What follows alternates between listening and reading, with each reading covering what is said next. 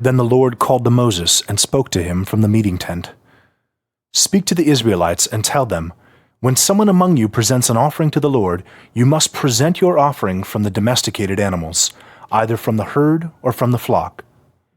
If his offering is a burnt offering from the herd, he must present it as a flawless male. He must present it at the entrance of the meeting tent for its acceptance before the Lord. He must lay his hand on the head of the burnt offering, and it will be accepted for him to make atonement on his behalf. Then the one presenting the offering must slaughter the bull before the Lord, and the sons of Aaron, the priests, must present the blood and splash the blood against the sides of the altar which is at the entrance of the meeting tent. Next, the one presenting the offering must skin the burnt offering and cut it into parts, and the sons of Aaron, the priests, must put fire on the altar and arrange wood on the fire. Then the sons of Aaron, the priests, must arrange the parts with the head and the suet on the wood that is in the fire on the altar. Finally, the one presenting the offering must wash its entrails and its legs in water, and the priest must offer all of it up in smoke on the altar. It is a burnt offering, a gift of a soothing aroma to the Lord.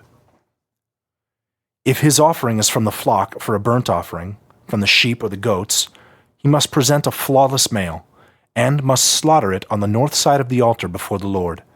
And the sons of Aaron, the priests, will splash its blood against the altar's sides. Next, the one presenting the offering must cut it into parts, with its head and its suet, and the priest must arrange them on the wood which is in the fire on the altar. The one presenting the offering must wash the entrails and the legs in water, and the priest must present all of it, and offer it up in smoke on the altar. It is a burnt offering, a gift of a soothing aroma to the Lord. If his offering to the Lord is a burnt offering from the birds, he must present his offering from the turtle doves or from the young pigeons. The priest must present it at the altar, pinch off its head and offer the head up in smoke on the altar, and its blood must be drained out against the side of the altar. Then the priest must remove its entrails by cutting off its tail feathers and throw them to the east side of the altar into the place of fatty ashes, and tear it open by its wings without dividing it into two parts. Finally, the priest must offer it up in smoke on the altar on the wood which is in the fire. It is a burnt offering, a gift of a soothing aroma to the Lord.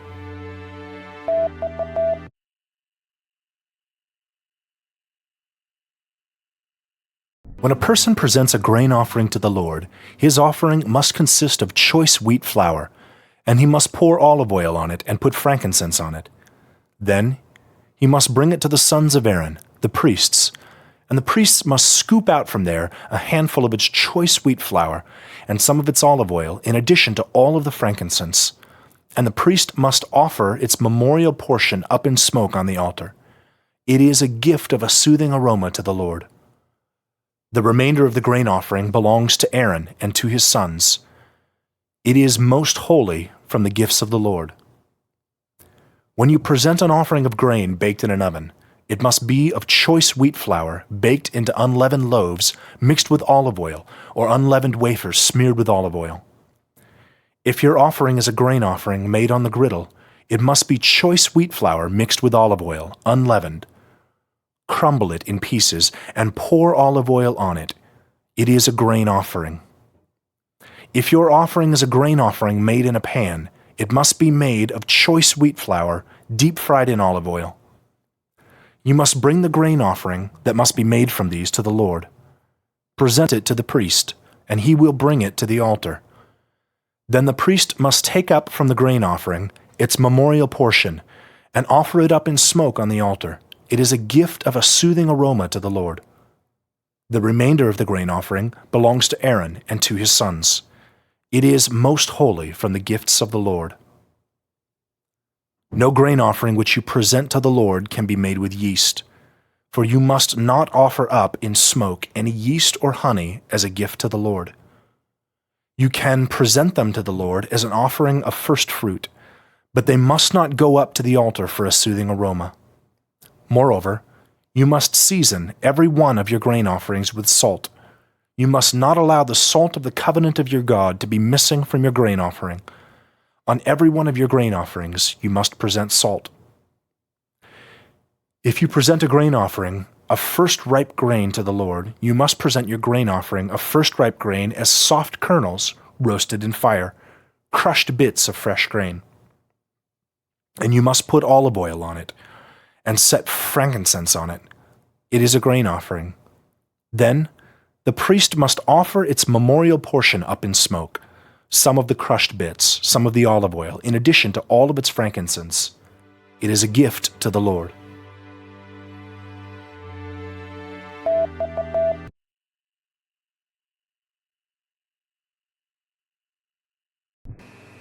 Now if his offering is a peace offering sacrifice, if he presents an offering from the herd, he must present before the Lord a flawless male or a female.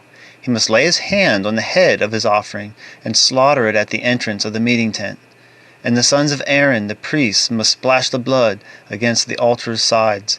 Then the one presenting the offering must present a gift to the Lord from the peace offering sacrifice. He must remove the fat that covers the entrails and all the fat that surrounds the entrails, the 2 kidneys with fat on their sinews, and the protruding lobe on the liver, which he is to remove along with the kidneys.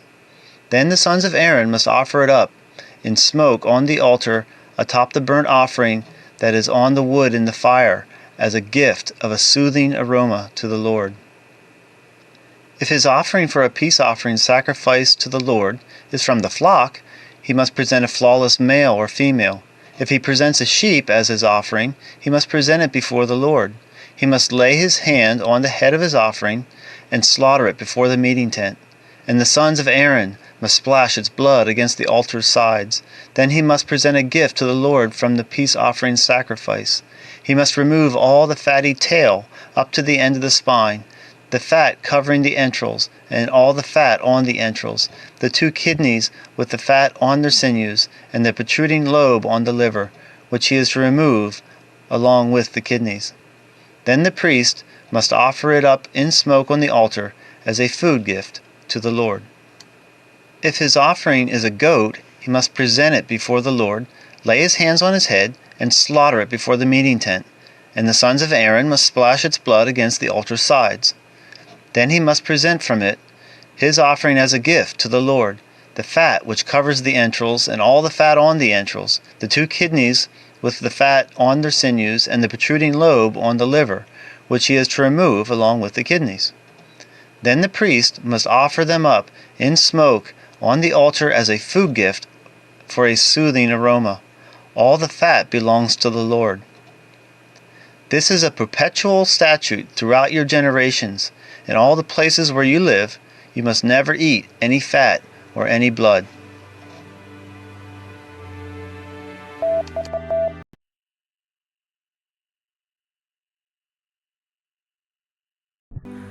Then the Lord spoke to Moses, "Tell the Israelites, when a person sins by straying unintentionally from any of the Lord's commandments which must not be violated, and violates any one of them, for the priest. If the high priest sins so that the people are guilty, on account of the sin he has committed, he must present a flawless young bull to the Lord for a sin offering. He must bring the bull to the entrance of the meeting tent before the Lord, lay his hand on the head of the bull, and slaughter the bull before the Lord. Then that high priest must take some of the blood of the bull and bring it to the meeting tent.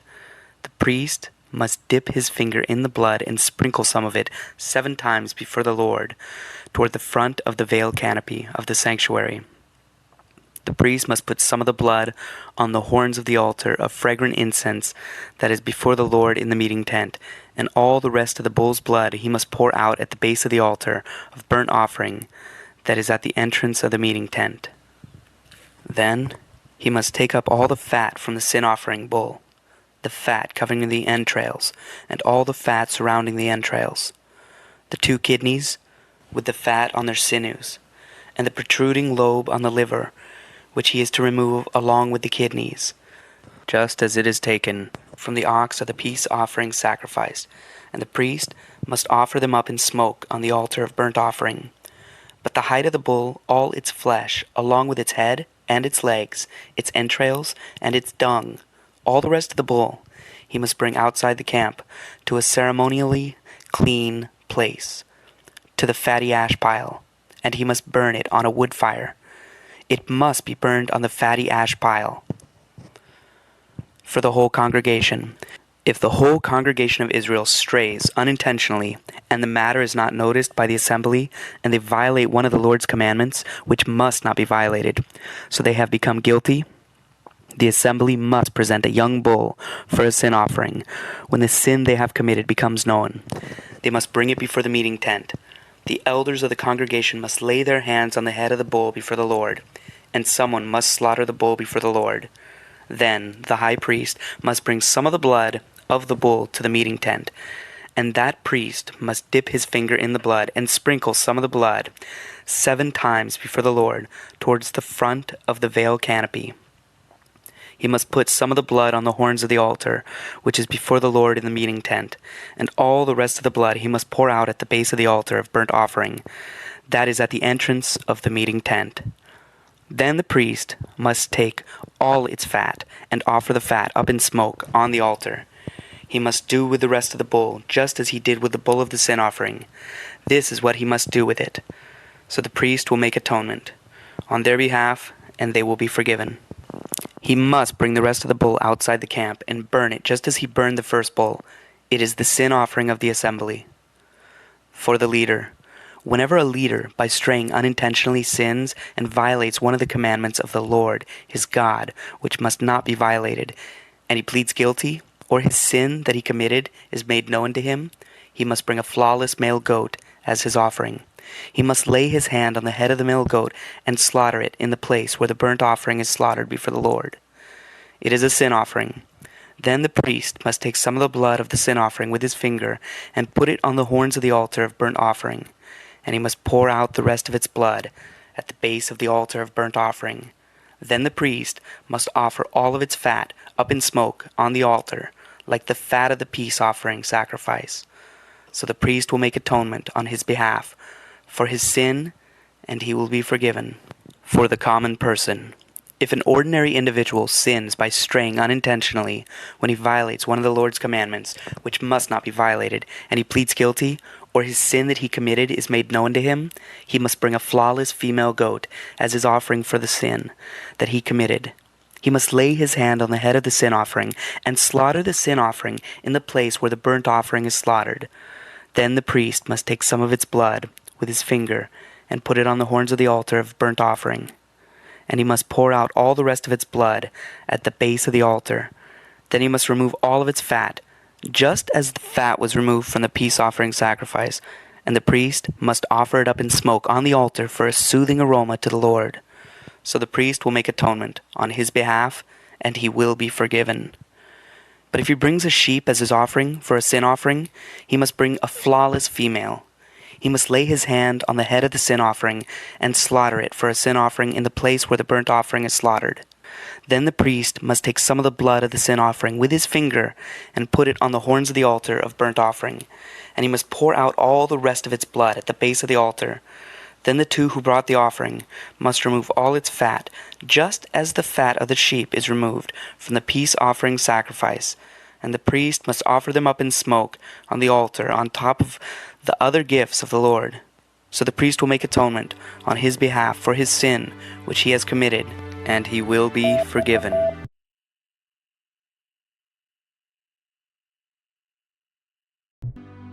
When a person sins in that he hears a public curse against one who fails to testify, and he is a witness, either he saw or knew what had happened, and he does not make it known, then he will bear his punishment for iniquity.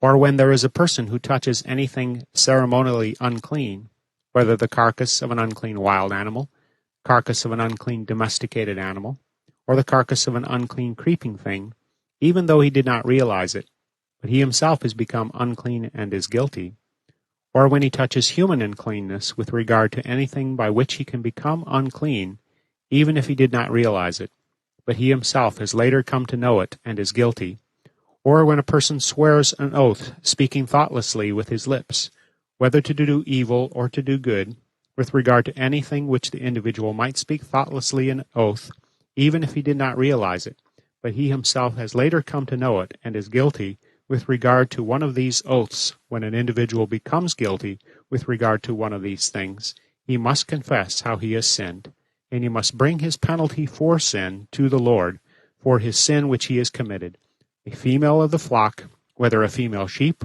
or a female goat, for a sin offering. So the priest will make atonement on his behalf for his sin. If he cannot afford an animal from the flock, he must bring his penalty for guilt for his sin that he has committed, 2 turtle doves or 2 young pigeons, to the Lord, one for a sin offering, one for a burnt offering. He must bring them to the priest and present first the one for the sin offering. The priest must pinch its head at the nape of the neck, but must not sever the head from the body. Then he must sprinkle some of the blood of the sin offering on the wall of the altar, and the remainder of the blood must be squeezed out to the base of the altar. It is a sin offering. The second bird he must make as a burnt offering according to the standard regulation.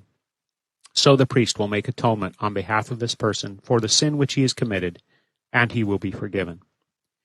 If he cannot afford 2 turtle doves or 2 young pigeons, he must bring as his offering for his sin which he has committed 1/10 of an ephah of choice wheat flour for sin offering.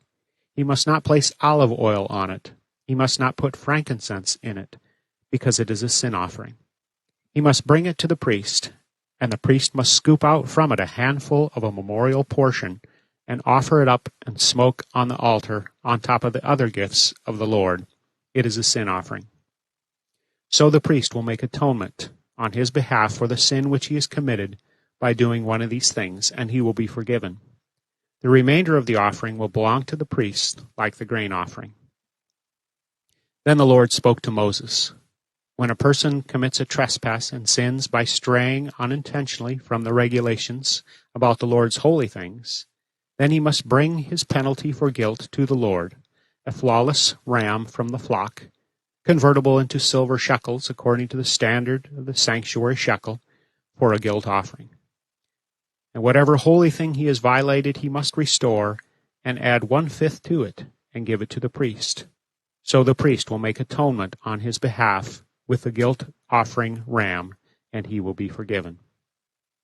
If a person sins and violates any of the Lord's commandments, which must not be violated, although he did not know it at the time, but later realizes he is guilty, then he will bear his punishment for iniquity, and must bring a flawless ram from the flock, convertible into silver shekels, for a guilt offering to the priest.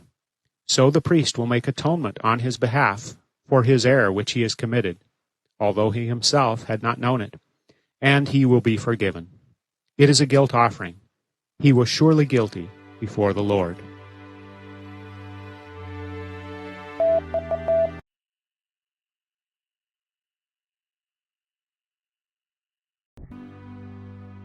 Then the Lord spoke to Moses.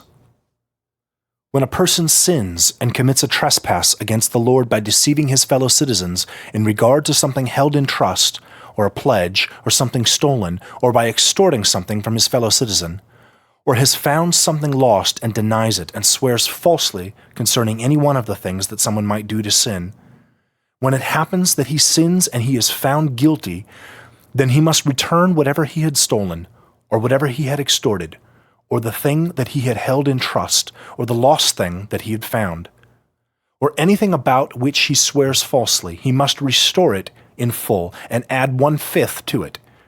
He must give it to its owners when he is found guilty. Then he must bring his guilt offering to the Lord, a flawless ram from the flock, convertible into silver shekels, for a guilt offering to the priest.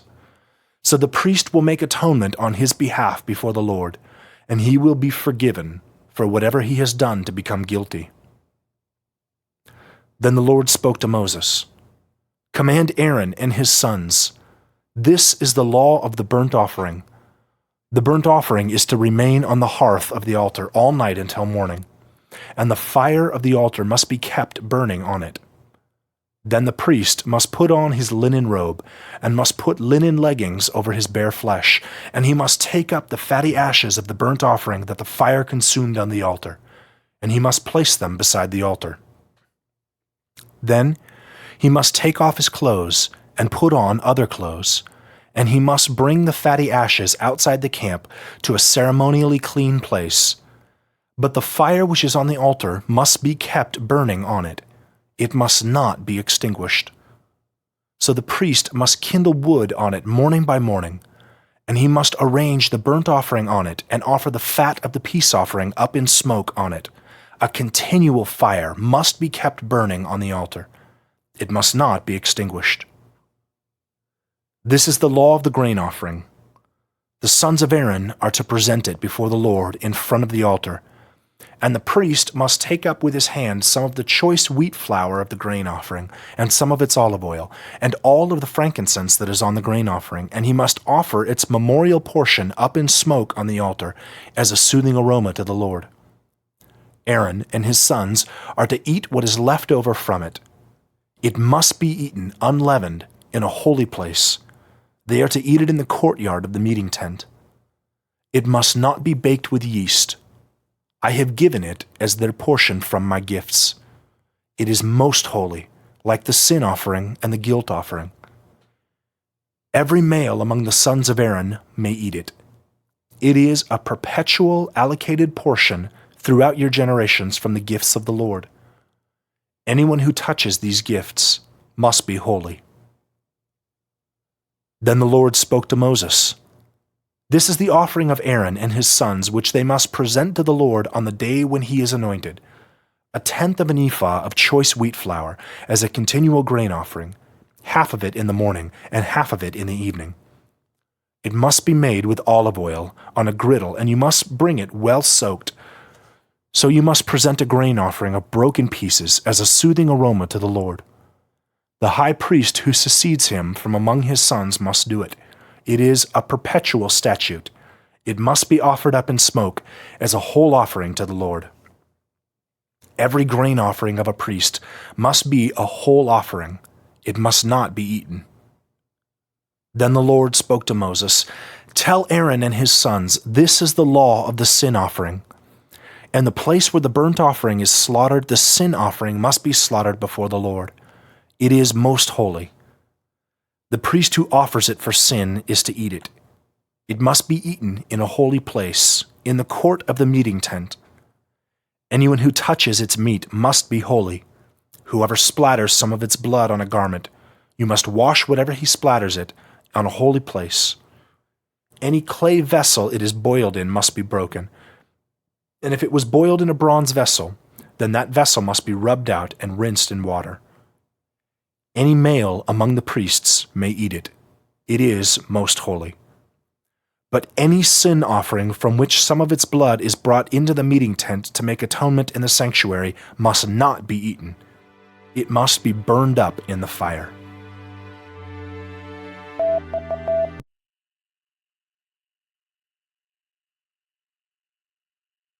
This is the law of the guilt offering. It is most holy. In the place where they slaughter the burnt offering, they must slaughter the guilt offering, and the officiating priest must splash the blood against the altar's sides. Then the one making the offering must present all its fat, the fatty tail, the fat covering the entrails, the 2 kidneys, and the fat on the sinews, and the protruding lobe on the liver, which he must remove along with the kidneys. Then the priest must offer them up in smoke on the altar as a gift to the Lord. It is a guilt offering. Any male among the priests may eat it. It must be eaten in a holy place. It is most holy. The law is the same for the sin offering and the guilt offering. It belongs to the priest who makes the atonement with it. As for the priest who presents someone's burnt offering, the hide of that burnt offering which he presented belongs to him.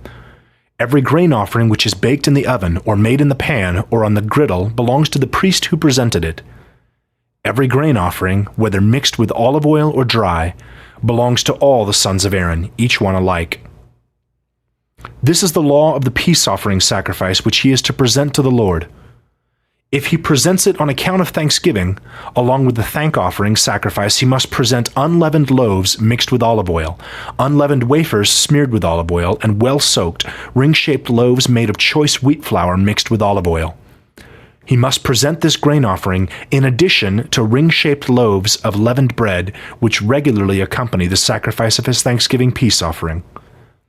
He must present one of each kind of grain offering as a contribution offering to the Lord. It belongs to the priest who splashes the blood on the peace offering. The meat of his thanksgiving peace offering must be eaten on the day of his offering. He must not set any of it aside until morning. If his offering is a votive or freewill sacrifice, it may be eaten on the day he presents his sacrifice, and also the leftovers from it may be eaten on the next day. But the leftover from the meat of the sacrifice must be burned up in the fire on the third day. If some of the meat of his peace offering sacrifice is ever eaten on the third day, it will not be accepted. It will not be accounted to the one who presented it, since it is spoiled, and the person who eats from it will bear his punishment for iniquity. The meat which touches anything ceremonially unclean must not be eaten. It must be burned up in the fire. As for ceremonially clean meat, everyone who is ceremonially clean may eat the meat. The person who eats meat from the peace offering sacrifice which belongs to the Lord while his uncleanness persists will be cut off from his people. When a person touches anything unclean, whether human uncleanness or an unclean animal or an unclean detestable creature, and eats some of the meat of the peace offering sacrifice which belongs to the Lord, that person will be cut off from his people. Then the Lord spoke to Moses, "Tell the Israelites, you must not eat any fat of an ox, sheep, or goat.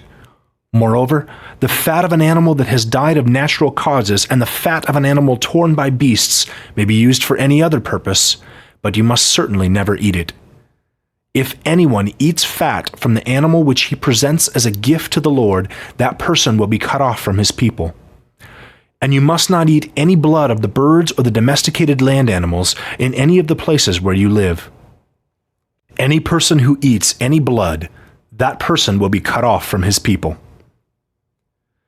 Then the Lord spoke to Moses, "Tell the Israelites, the one who presents his peace offering sacrifice to the Lord must bring his offering to the Lord from his peace offering sacrifice. With his own hands he must bring the Lord's gift. He must bring the fat with the breast to wave the breasts as a wave offering before the Lord, and the priest must offer the fat up in smoke on the altar, but the breast will belong to Aaron and his sons. The right thigh you must give as a contribution offering to the priest from your peace offering sacrifices.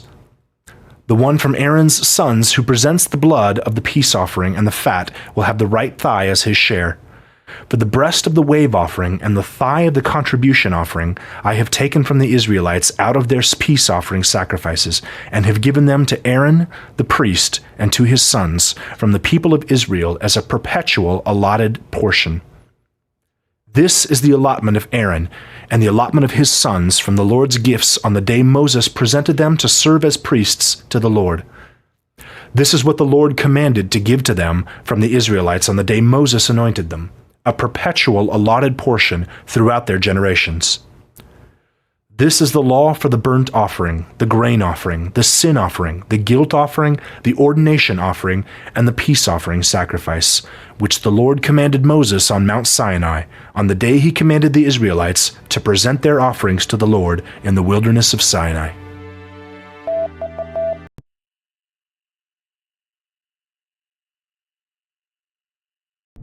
Then the Lord spoke to Moses, "Take Aaron and his sons with him, and the garments, the anointing oil, the sin offering bowl, the 2 rams, and the basket of unleavened bread, and assemble the whole congregation at the entrance of the meeting tent."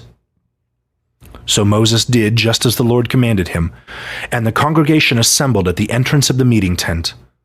Then Moses said to the congregation, "This is what the Lord has commanded to be done." So Moses brought Aaron and his sons forward and washed them with water.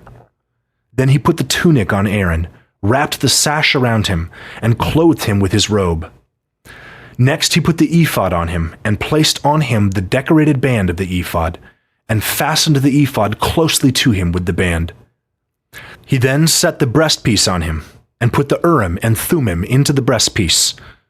Finally, he set the turban on his head and attached the gold plate, the holy diadem, to the front of the turban, just as the Lord had commanded Moses. Then Moses took the anointing oil and anointed the tabernacle and everything in it, and so consecrated them. Next he sprinkled some of it on the altar 7 times, and so anointed the altar, all its vessels, and the wash basin and its stand to consecrate them. He then poured some of the anointing oil on the head of Aaron and anointed him to consecrate him. Moses also brought forward Aaron's sons, clothed them with tunics, wrapped sashes around them, and wrapped headbands on them, just as the Lord had commanded Moses. Then he brought near the sin-offering bull, and Aaron and his sons laid their hands on the head of the sin-offering bull, and he slaughtered it. Moses then took the blood and put it all around the horns of the altar with his finger, and decontaminated the altar. And he poured out the rest of the blood at the base of the altar, and so consecrated it to make atonement on it. Then he took all the fat of the entrails, the protruding lobe of the liver, and the 2 kidneys and their fat, and Moses offered it all up in smoke on the altar. But the rest of the bull, its hide, its flesh, and its dung, he completely burned up outside the camp, just as the Lord commanded Moses. Then he presented the burnt offering ram, and Aaron and his sons laid their hands on the head of the ram, and he slaughtered it. Moses then splashed the blood against the altar's sides. Then he cut the ram into parts, and Moses offered the head, the parts, and the suet up in smoke, but the entrails and the legs he washed with water. And Moses offered the whole ram up in smoke on the altar. It was a burnt offering for a soothing aroma, a gift to the Lord, just as the Lord had commanded Moses. Then he presented the second ram, the ram of ordination, and Aaron and his sons laid their hands on the head of the ram, and he slaughtered it. Moses then took some of its blood and put it on Aaron's right earlobe, on the thumb of his right hand, and on the big toe of his right foot. Next he brought Aaron's sons forward, and Moses put some of the blood on their right earlobes, on their right thumbs, and on the big toes of their right feet, and Moses splashed the rest of the blood against the altar's sides.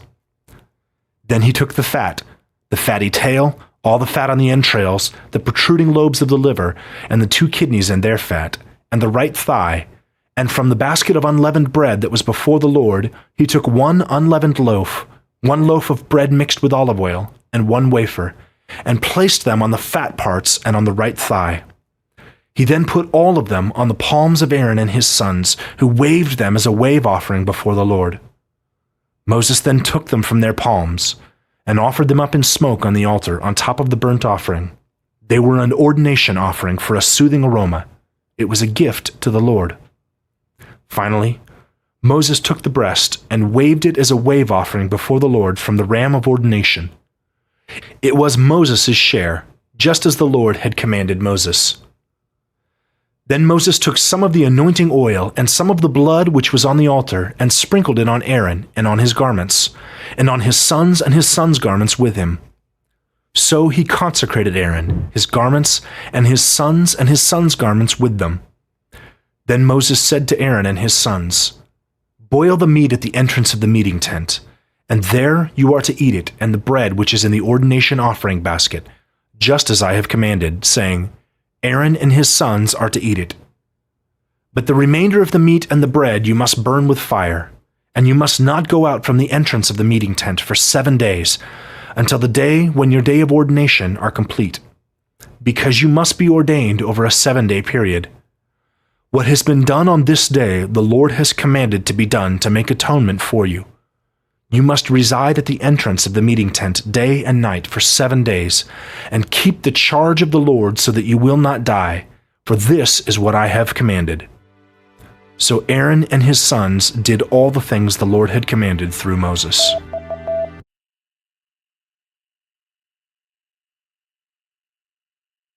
On the 8th day Moses summoned Aaron and his sons and the elders of Israel, and said to Aaron, "Take for yourself a bull calf for a sin offering and a ram for a burnt offering, both flawless, and present them before the Lord. Then tell the Israelites, take a male goat for a sin offering, and a calf and a lamb, both a year old and flawless, for a burnt offering, and an ox and a ram for peace offerings to sacrifice before the Lord, and a grain offering mixed with olive oil, for today the Lord is going to appear to you.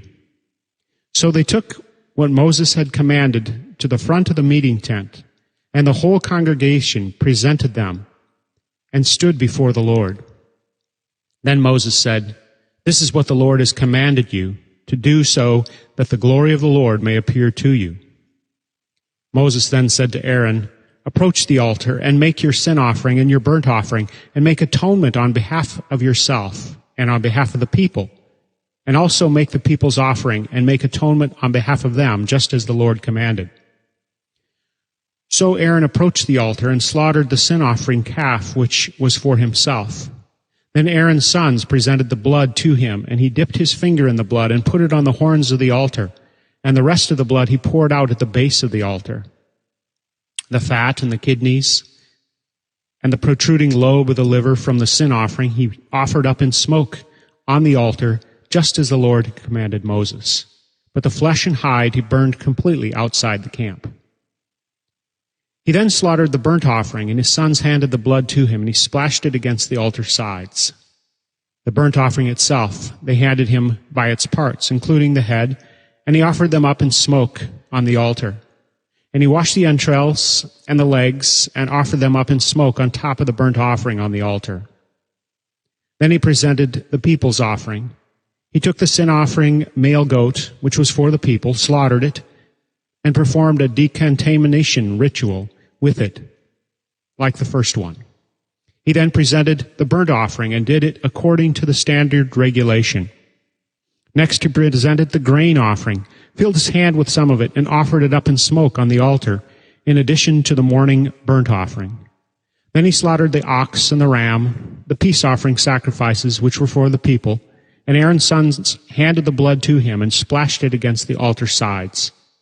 As for the fat parts from the ox and from the ram, the fatty tail, the fat covering the entrails, the kidneys, the protruding lobe of the liver, he set those on the breasts and offered the fat parts up in smoke on the altar. Finally, Aaron waved the breasts and the right thigh as a wave offering before the Lord, just as Moses had commanded. Then Aaron lifted up his hands toward the people and blessed them, and descended from making the sin offering, the burnt offering, and the peace offering. Moses and Aaron then entered the meeting tent.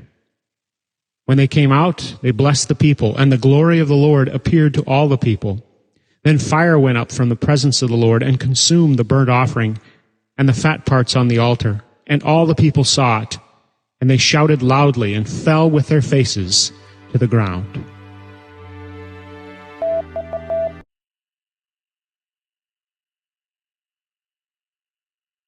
Then Aaron's sons, Nadab and Abihu, each took his firepan and put fire in it, set incense on it, and presented strange fire before the Lord, which he had not commanded them to do. So the fire went out from the presence of the Lord and consumed them, so that they died before the Lord. Moses then said to Aaron, "This is what the Lord spoke. Among the ones close to me I will show myself holy, and in the presence of all the people I will be honored." So Aaron kept silent. Moses then called to Mishael and Elzaphan, the sons of Uzziel, Aaron's uncle, and said to them, "Come near, carry your brothers away from the front of the sanctuary to a place outside the camp." So they came near and carried them away in their tunics to a place outside the camp, just as Moses had spoken. Then Moses said to Aaron, and to Eleazar and Ithamar his other 2 sons, "Do not dishevel the hair of your heads, and do not tear your garments, so that you do not die, and so that wrath does not come to the whole congregation. Your brothers, all the house of Israel, are to mourn the burning which the Lord has caused, but you must not go out from the entrance of the meeting tent, lest you die, for the Lord's anointing oil is on you." So they acted according to the word of Moses. Then the Lord spoke to Aaron, "Do not drink wine or strong drink, you and your sons with you, when you enter into the meeting tent, so that you do not die, which is a perpetual statute throughout your generations, as well as to distinguish between the holy and the common, and between the unclean and the clean. and to teach the Israelites all the statutes that the Lord has spoken to them through Moses. Then Moses spoke to Aaron, and to Eleazar and Ithamar, his remaining sons. Take the grain offering which remains from the gifts of the Lord, and eat it unleavened beside the altar, for it is most holy. You must eat it in a holy place, because it is your allotted portion, and the allotted portion of your sons from the gifts of the Lord. For this is what I have been commanded. Also, the breast of the wave offering and the thigh of the contribution offering you must eat in a ceremonially clean place, you and your sons and daughters with you, for they have been given as your allotted portion and the allotted portion of your sons from the peace offering sacrifices of the Israelites. The thigh of the contribution offering and the breast of the wave offering they must bring in addition to the gifts of the fat parts to wave them as a wave offering before the Lord. And it will belong to you and your sons with you for a perpetual statute, just as the Lord has commanded. Later, Moses sought diligently for the sin offering male goat, but it had actually been burnt. So he became angry at Eleazar and Ithamar, Aaron's remaining sons, saying, "Why did you not eat the sin offering in the sanctuary? For it is most holy, and he gave it to you to bear the iniquity of the congregation, to make atonement on their behalf before the Lord. See here, its blood was not brought into the holy place within. You should certainly have eaten it in the sanctuary, just as I commanded." But Aaron spoke to Moses, "See here, just today they presented their sin offering and their burnt offering before the Lord, and such things as these have happened to me. If I had eaten a sin offering today, would the Lord have been pleased?" When Moses heard this explanation, he was satisfied.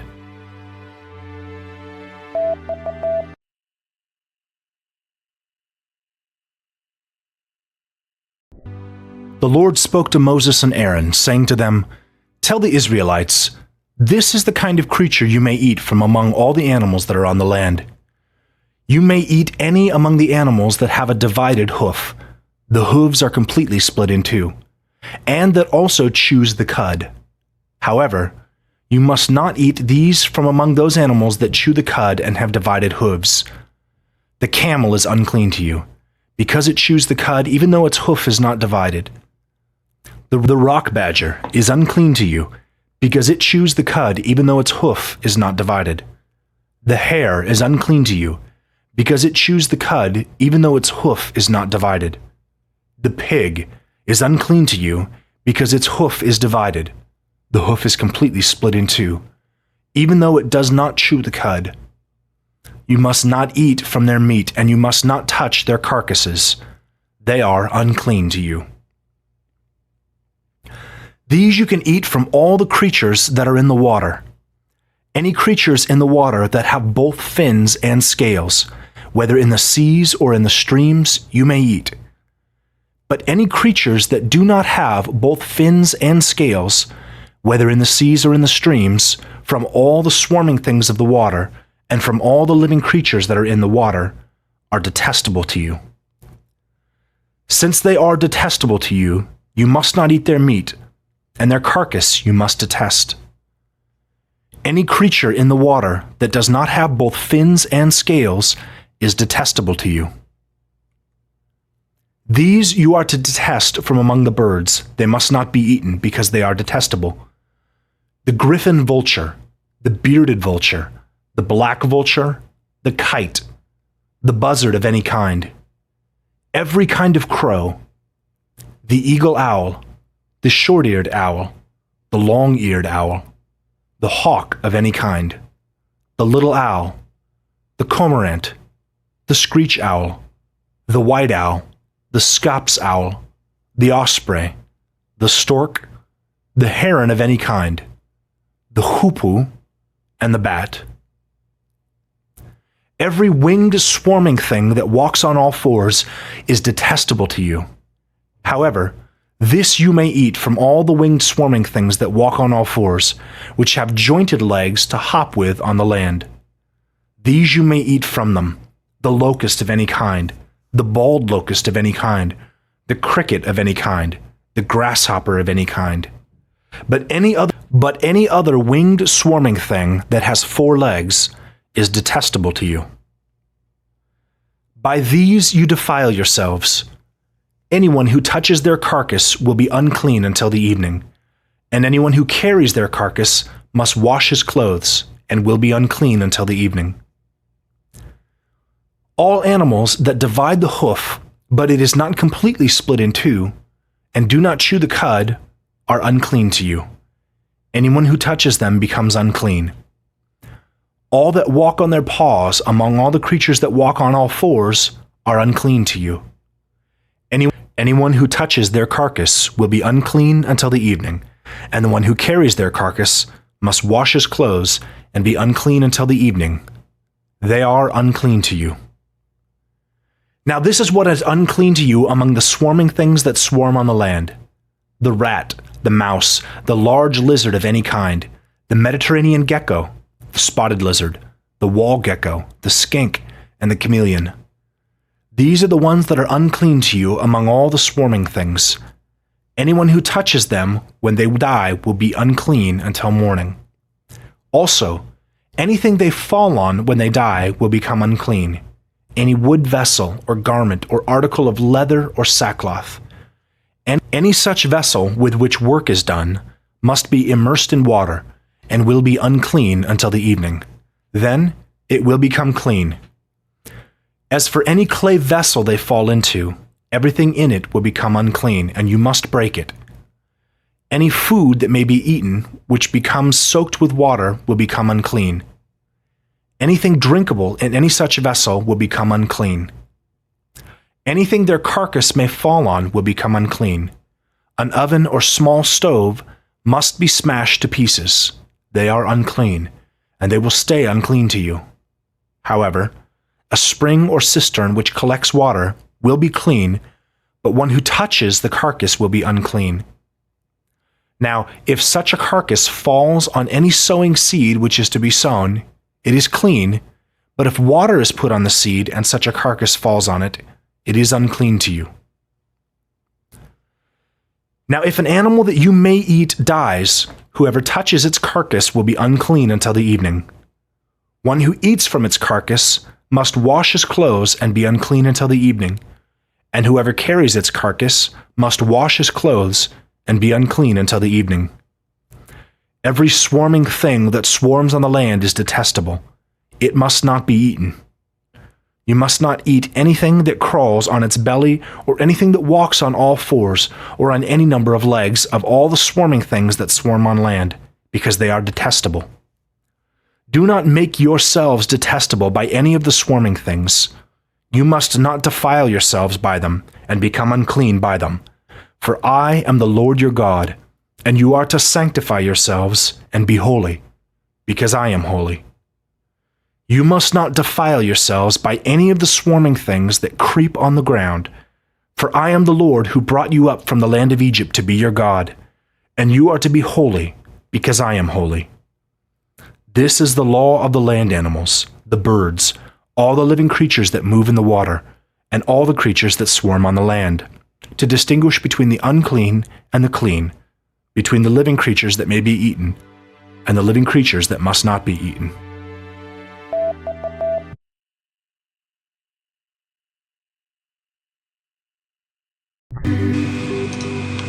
The Lord spoke to Moses, "Tell the Israelites, when a woman produces offspring and bears a male child, she will be unclean 7 days, as she is unclean during the days of her menstruation. On the 8th day the flesh of his foreskin must be circumcised. Then she will remain 33 days in blood purity. She must not touch anything holy, and she must not enter the sanctuary until the days of her purification are fulfilled. If she bears a female child, she will be impure 14 days as during her menstrual flow, and she will remain 66 days in blood purity. When the days of her purification are completed for a son or for a daughter, she must bring a 1-year-old lamb for a burnt offering and a young pigeon or turtle dove for a sin offering to the entrance of the meeting tent to the priest. The priest is to present it before the Lord and make the atonement on her behalf, and she will be clean from her flow of blood. This is the law of the one who bears a child, for the male or the female child. If she cannot afford a sheep, then she must take 2 turtle doves or 2 young pigeons, one for a burnt offering and one for a sin offering. And the priest is to make atonement on her behalf, and she will be clean.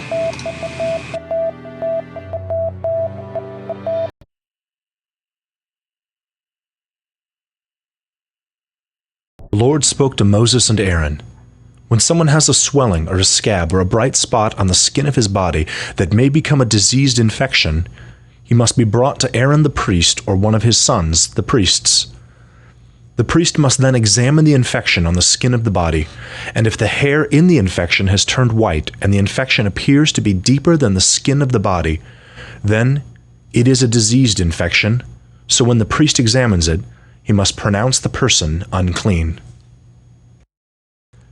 If it is a white, bright spot on the skin of his body, but it does not appear to be deeper than the skin, and the hair has not turned white, then the priest is to quarantine the person with the infection for 7 days.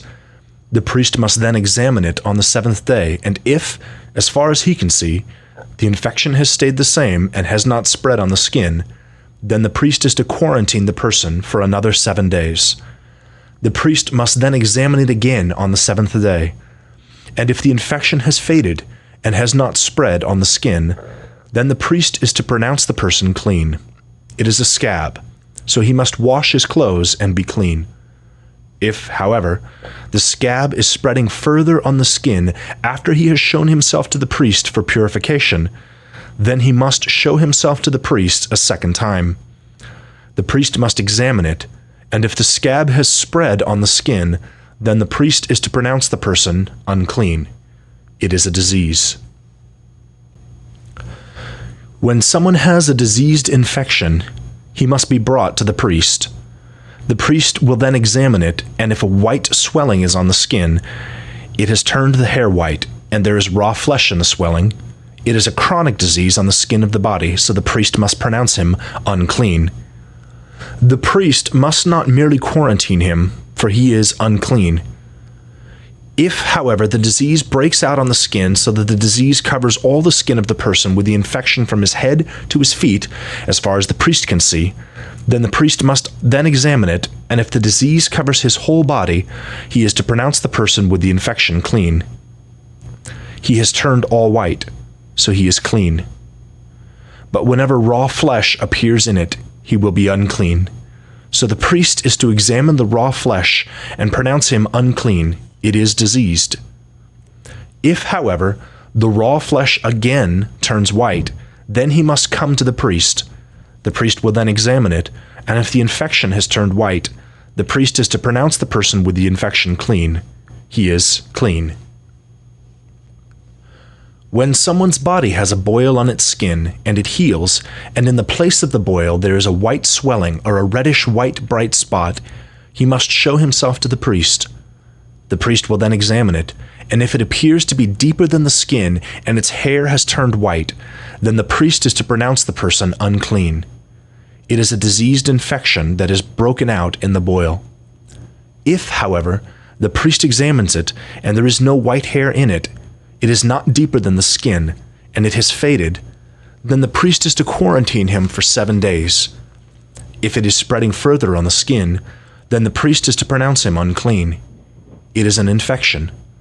But if the bright spot stays in its place and has not spread, it is the scar of the boil, so the priest is to pronounce him clean.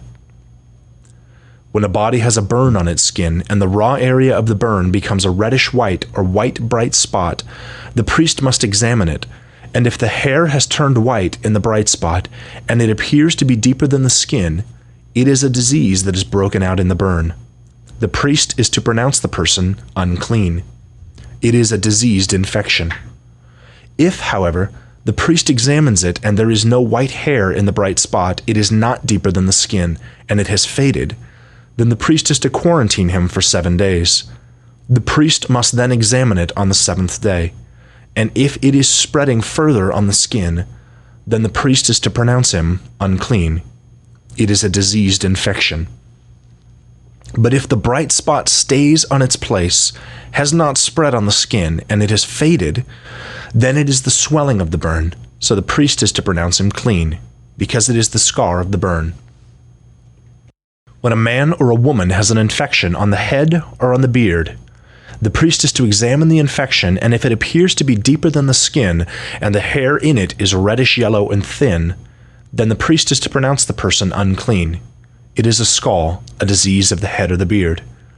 But if the priest examines the scall infection, and it does not appear to be deeper than the skin, and there is no black hair in it, then the priest is to quarantine the person with the scall infection for 7 days. The priest must then examine the infection on the 7th day, and if the scall has not spread, there is no reddish-yellow hair in it, and the scall does not appear to be deeper than the skin, then the individual is to shave himself. But he must not shave the area affected by the scall, and the priest is to quarantine the person with the scall for another 7 days. The priest must then examine the scall on the 7th day, and if the scall has not spread on the skin and does not appear to be deeper than the skin, then the priest is to pronounce him clean. So he is to wash his clothes and be clean. If, however, the scall spreads further on the skin after his purification, then the priest is to examine it, and if the scall has spread on the skin, the priest is not to search further for reddish-yellow hair. The person is unclean. If, as far as the priest can see, the scall has stayed the same and black hair has sprouted in it, the scall has been healed. The person is clean. So the priest is to pronounce him clean. When a man's head is bare so that he is balding in back, he is clean. If his head is bare on the forehead so that he is balding in front, he is clean. But if there is a reddish-white infection in the back or front bald area, it is a disease breaking out in his back or front bald area. The priest is to examine it, and if the swelling of the infection is reddish-white in the back or front bald area like the appearance of a disease on the skin of the body, he is a diseased man. He is unclean. The priest must surely pronounce him unclean because of his infection on his head. As for the diseased person who has the infection, his clothes must be torn. The hair of his head must be unbound. He must cover his mustache, and he must call out, "Unclean! Unclean!" The whole time he has the infection, he will be continually unclean. He must live in isolation, and his place of residence must be outside the camp. When a garment has a diseased infection in it, whether a wool or a linen garment, or in the warp or woof of the linen or the wool, or in the leather or anything made of leather, if the infection in the garment or leather or warp or woof or any article of leather is yellowish green or reddish, it is a diseased infection, and it must be shown to the priest. The priest is to examine and then quarantine the article with the infection for 7 days. He must then examine the infection on the 7th day. If the infection has spread in the garment, or in the warp, or in the woof, or in the leather, whatever the article into which the leather was made, the infection is a malignant disease. It is unclean. He must burn the garment, or the warp, or the woof, whether wool or linen, or any article of leather which has the infection in it. Because it is a malignant disease, it must be burned up in the fire. But if the priest examines it, and the infection has not spread in the garment, or in the warp, or the woof, or in any article of leather, the priest is to command that they wash whatever has the infection, and quarantine it for another 7 days. The priest must then examine it after the infection has been washed out, and if the infection has not changed its appearance, even though the infection has not spread, it is unclean. You must burn it up in the fire. It is a fungus, whether on the back, side, or front side of the article. But if the priest examined it and the infection has faded after it has been washed, he has to tear it out of the garment or the leather or the warp or the woof. Then, if it still appears again in the garment or the warp or the woof or in any article of leather, it is an outbreak. Whatever has the infection in it, you must burn up in the fire. But the garment or the warp or the woof of any article of leather which you wash and the infection disappears from it, it is to be washed a second time and it will be clean. This is the law of the diseased infections in the garment of wool or linen, or the warp or woof, or any article of leather, for pronouncing it clean or unclean.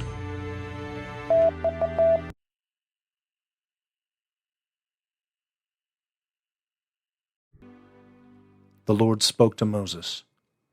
This is the law of the diseased person on the day of his purification, when he is brought to the priest. The priest is to go outside the camp and examine the infection.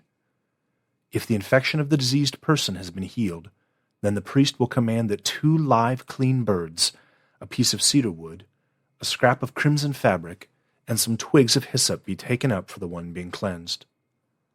The priest will then command that 1 bird be slaughtered into a clay vessel over fresh water. Then he is to take the live bird along with the piece of cedar wood, the scrap of crimson fabric, and the twigs of hyssop, and he is to dip them and the live bird in the blood of the bird slaughtered over the fresh water, and sprinkle it 7 times on the one being cleansed from the disease, pronounce him clean, and send the live bird away over the open countryside. The one being cleansed must then wash his clothes, shave off all his hair, and bathe in water, and so be clean. Then afterward he may enter the camp, but he must live outside his tent 7 days. When the 7th day comes, he must shave all his hair, his head, his beard, his eyebrows, all his hair, and he must wash his clothes, bathe his body in water, and so be clean. On the 8th day he must take 2 flawless male lambs, 1 flawless yearling female lamb, 3/10 of an ephah of choice wheat flour as a grain offering, mixed with olive oil, and 1 log of olive oil. And the priest who pronounces him clean will have the man who is being cleansed stand along with these offerings before the Lord at the entrance of the meeting tent. The priest is to take 1 male lamb and present it for a guilt offering, along with the log of olive oil, and present them as a wave offering before the Lord.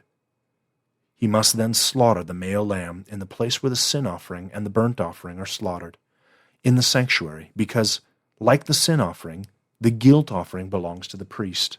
It is most holy. Then the priest is to take some of the blood of the guilt offering and put it on the right earlobe of the one being cleansed, on the thumb of his right hand, and on the big toe of his right foot. The priest will then take some of the log of olive oil and pour it into his own hand. Then the priest is to dip his right finger into the olive oil that is in his left hand, and sprinkle some of the olive oil with his finger 7 times before the Lord. The priest will then put some of the rest of the olive oil that is in his hand on the right earlobe of the one being cleansed, on the thumb of his right hand, and on the big toe of his right foot, on the blood of the guilt offering. And the remainder of the olive oil that is in his hand the priest is to put on the head of the one being cleansed. So the priest is to make atonement for him before the Lord. The priest must then perform the sin offering and make atonement for the one being cleansed from his impurity.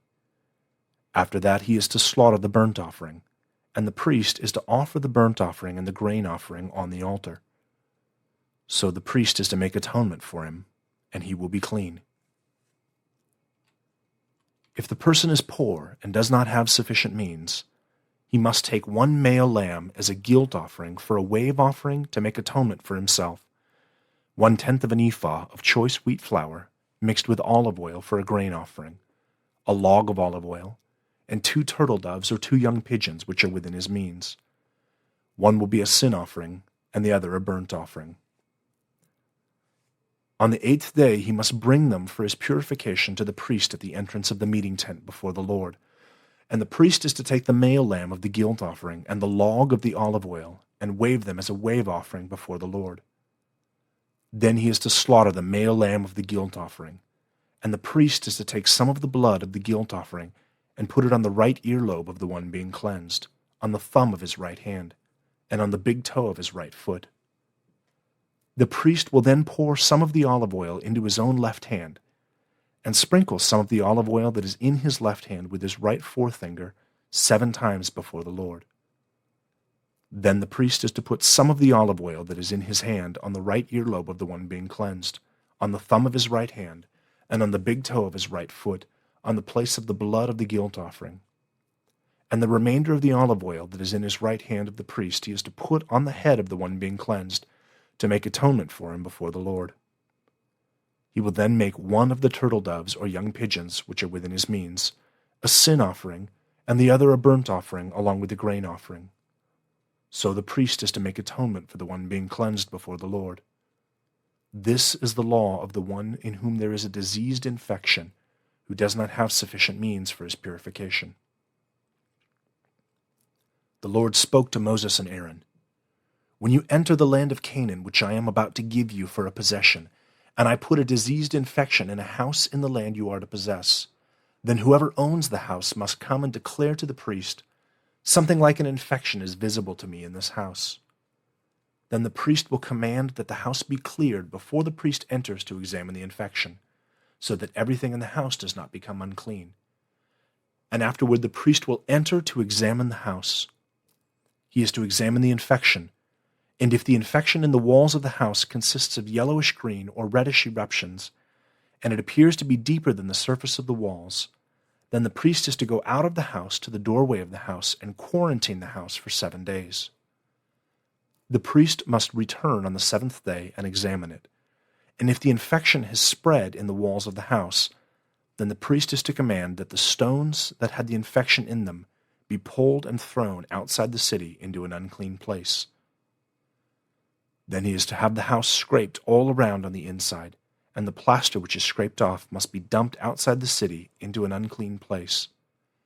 They are then to take other stones and replace those stones, and he is to take other plaster and replaster the house.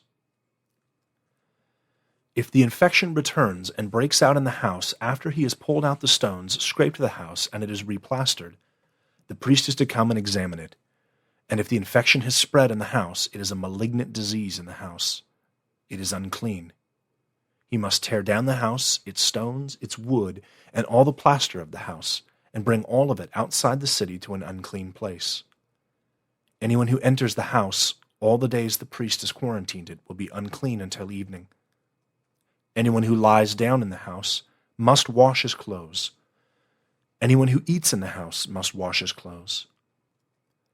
If, however, the priest enters and examines it, and the infection has not spread in the house after the house has been replastered, then the priest is to pronounce the house clean, because the infection has been healed. Then he is to take 2 birds, a piece of cedar wood, a scrap of crimson fabric, and some twigs of hyssop to decontaminate the house. And he is to slaughter 1 bird into a clay vessel over fresh water. He must then take the piece of cedar wood, the twigs of hyssop, the scrap of crimson fabric, and the live bird, and dip them in the blood of the slaughtered bird and in the fresh water, and sprinkle the house 7 times.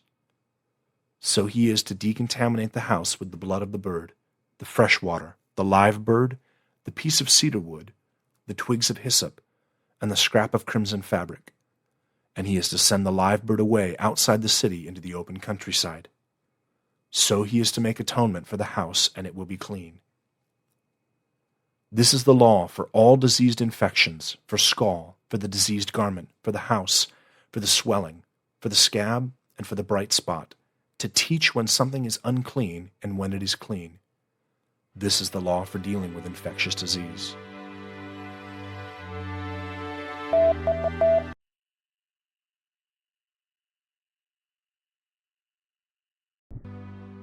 The Lord spoke to Moses and Aaron.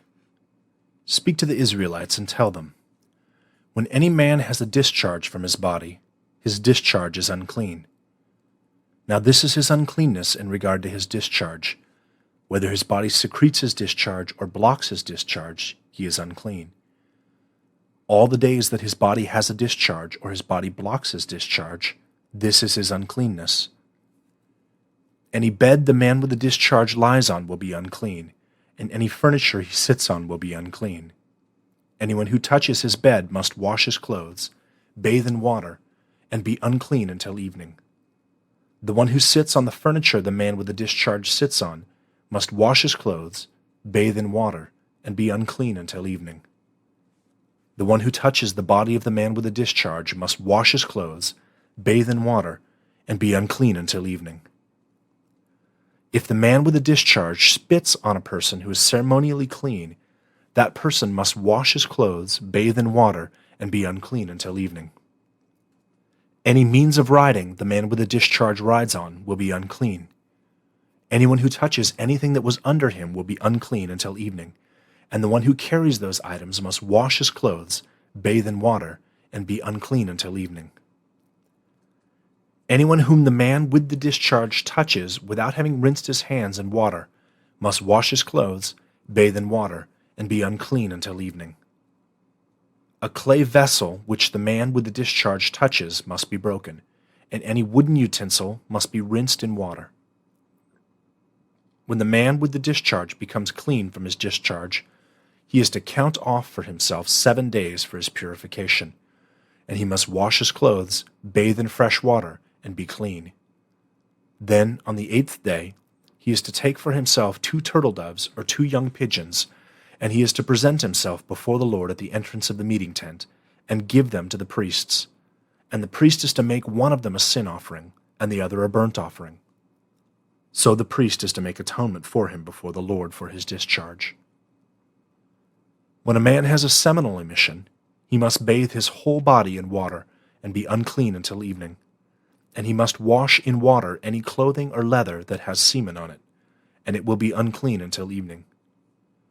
When a man has sexual intercourse with a woman, and there is a seminal emission, they must bathe in water and be unclean until evening.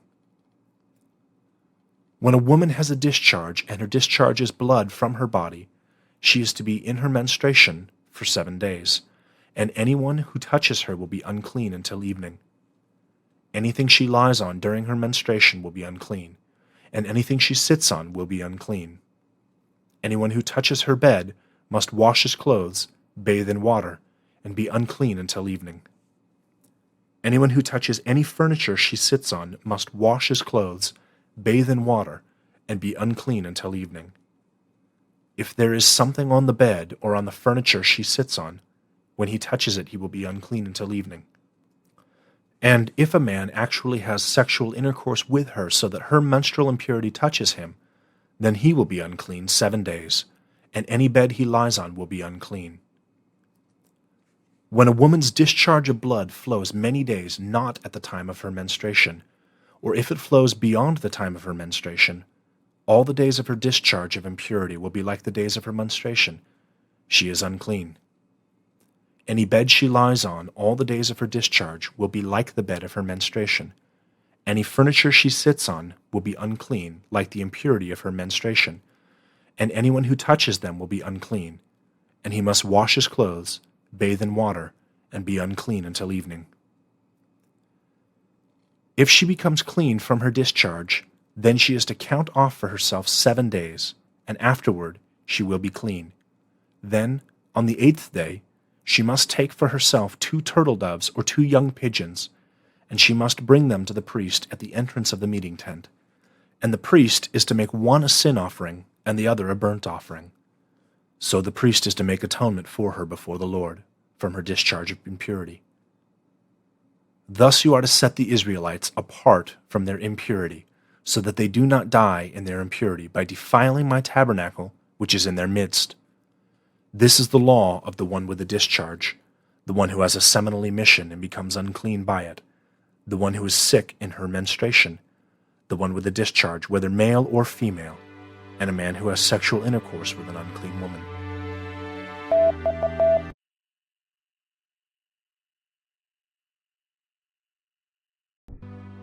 The Lord spoke to Moses after the death of Aaron's 2 sons, when they approached the presence of the Lord and died. And the Lord said to Moses, "Tell Aaron your brother that he must not enter at any time into the holy place inside the veil canopy, in front of the atonement plate that is on the ark, so that he may not die. For I will appear in the cloud over the atonement plate."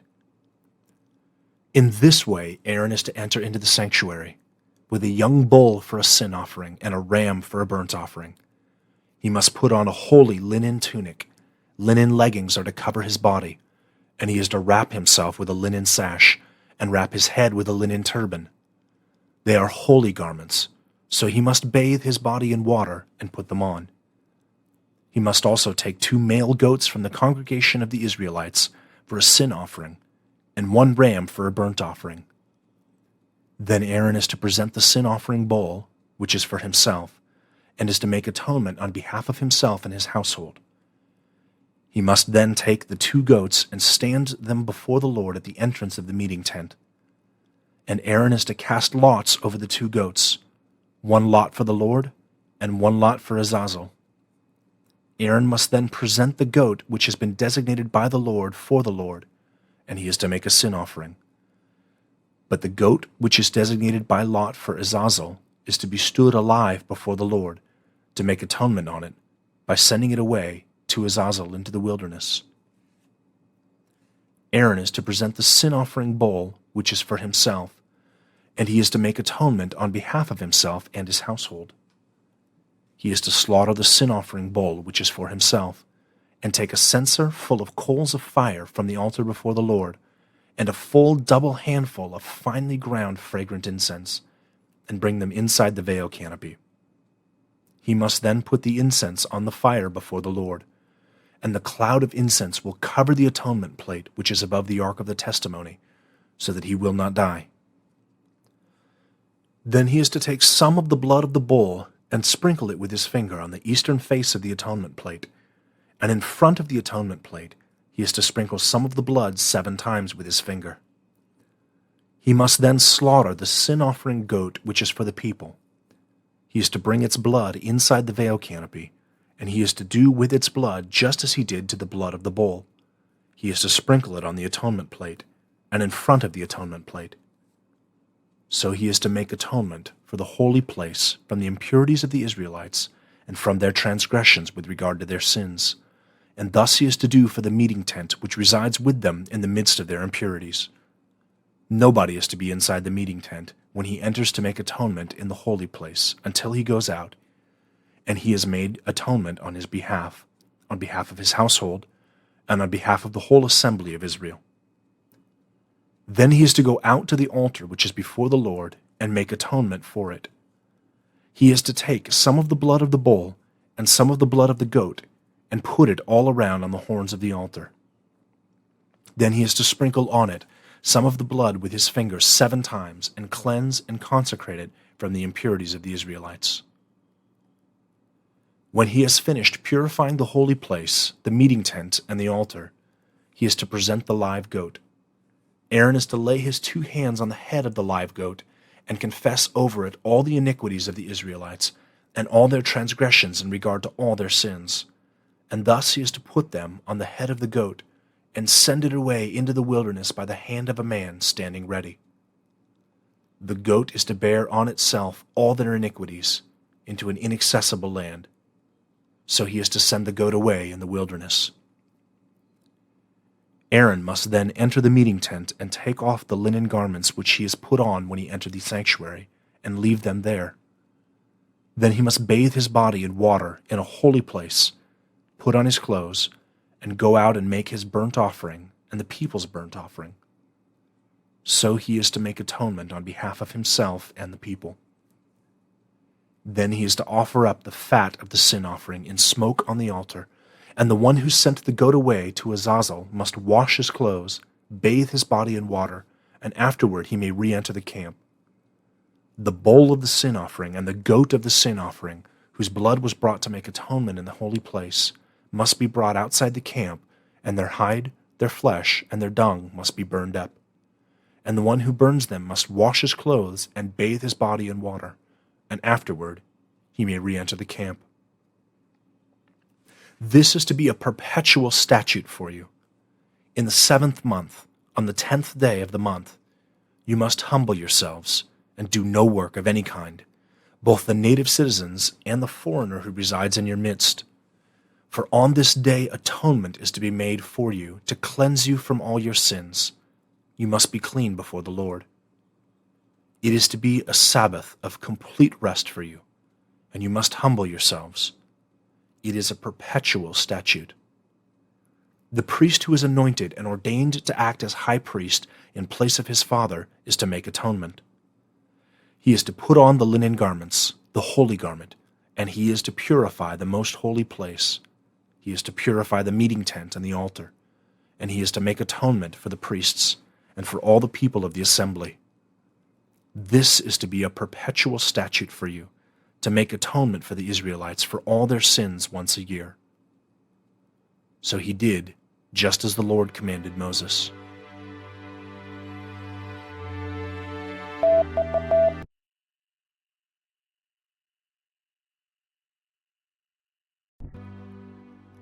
The Lord spoke to Moses, "Speak to Aaron, his sons, and all the Israelites, and tell them, this is the word that the Lord has commanded.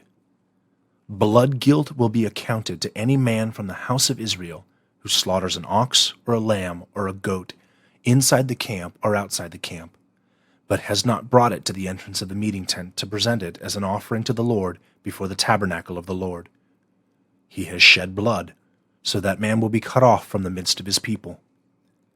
This is so that the Israelites will bring their sacrifices that they are sacrificing in the open field to the Lord at the entrance of the meeting tent to the priest, and sacrifice them there as peace offering sacrifices to the Lord. The priest is to splash the blood on the altar of the Lord at the entrance of the meeting tent, and offer the fat up in smoke for a soothing aroma to the Lord. They must no longer offer their sacrifices to the goat demons, acting like prostitutes by going after them. This is to be a perpetual statute for them throughout their generations. You are to say to them, any man from the house of Israel, or from the foreigners who reside in their midst, who offers a burnt offering or a sacrifice, but does not bring it to the entrance of the meeting tent to offer it to the Lord, that person will be cut off from his people. Any man from the house of Israel, or from the foreigners who reside in their midst, who eats any blood, I will set my face against that person who eats the blood, and I will cut him off from the midst of his people. For the life of every living thing is in the blood. So I myself have assigned it to you on the altar to make atonement for your lives, for the blood makes atonement by means of the life. Therefore, I have said to the Israelites, no person among you is to eat blood, and no resident foreigner who lives among you is to eat blood. Any person from the Israelites or from the foreigners who reside in their midst, who hunts a wild animal or a bird that may be eaten, must pour out its blood and cover it with soil, for the life of all flesh is its blood. So I have said to the Israelites, you must not eat the blood of any living thing, because the life of every living thing is its blood. All who eat it must be cut off. Any person who eats an animal that has died of natural causes, or an animal torn by beasts, whether a native citizen or a foreigner, must wash his clothes, bathe in water, and be unclean until evening. Then he becomes clean. But if he does not wash his clothes and does not bathe his body, he will bear punishment for iniquity.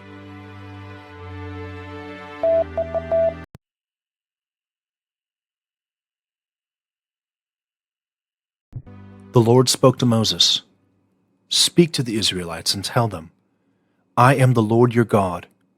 You must not do as they do in the land of Egypt where you have been living, and you must not do as they do in the land of Canaan, into which I am about to bring you.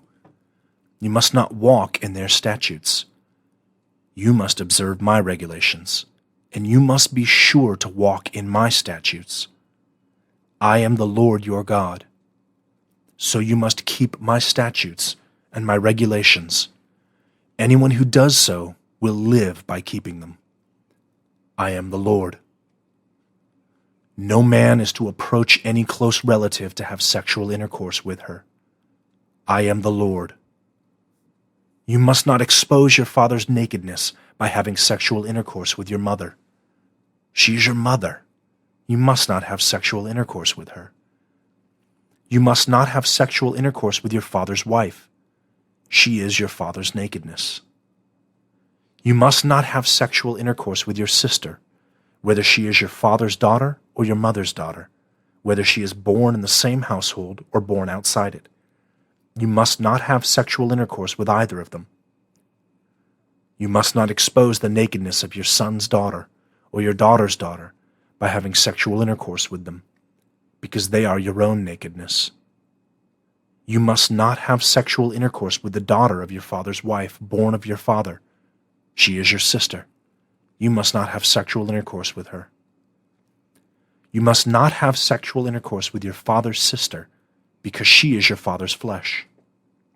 You must not have sexual intercourse with your mother's sister, because she is your mother's flesh. You must not expose the nakedness of your father's brother.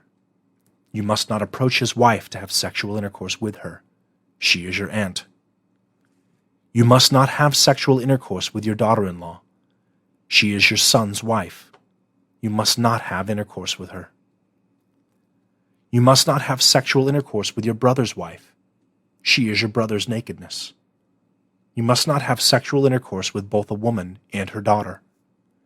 You must not take as wife either her son's daughter or her daughter's daughter to have intercourse with them. They are closely related to her. It is lewdness.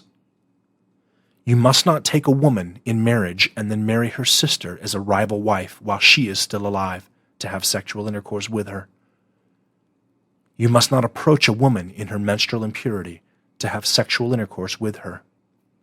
You must not have sexual intercourse with the wife of your fellow citizen to become unclean with her. You must not give any of your children as an offering to Moloch, so that you do not profane the name of your God. I am the Lord. You must not have sexual intercourse with a male as one has sexual intercourse with a woman. It is a detestable act. You must not have sexual intercourse with any animal to become defiled with it, and a woman must not stand before an animal to have sexual intercourse with it. It is a perversion. Do not defile yourselves with any of these things, for the nations which I am about to drive out before you have been defiled with all these things. Therefore the land has become unclean, and I have brought the punishment for its iniquity upon it, so that the land has vomited out its inhabitants. You yourselves must obey my statutes and my regulations, and must not do any of these abominations, both the native citizen and the resident foreigner in your midst. For the people who were in the land before you have done all these abominations, and the land has become unclean. So do not make the land vomit you out because you defile it, just as it has vomited out the nations that were before you. For if anyone does any of these abominations, the persons who do them will be cut off from the midst of their people. You must obey my charge to not practice any of the abominable statutes that have been done before you, so that you do not defile yourselves by them. I am the Lord your God.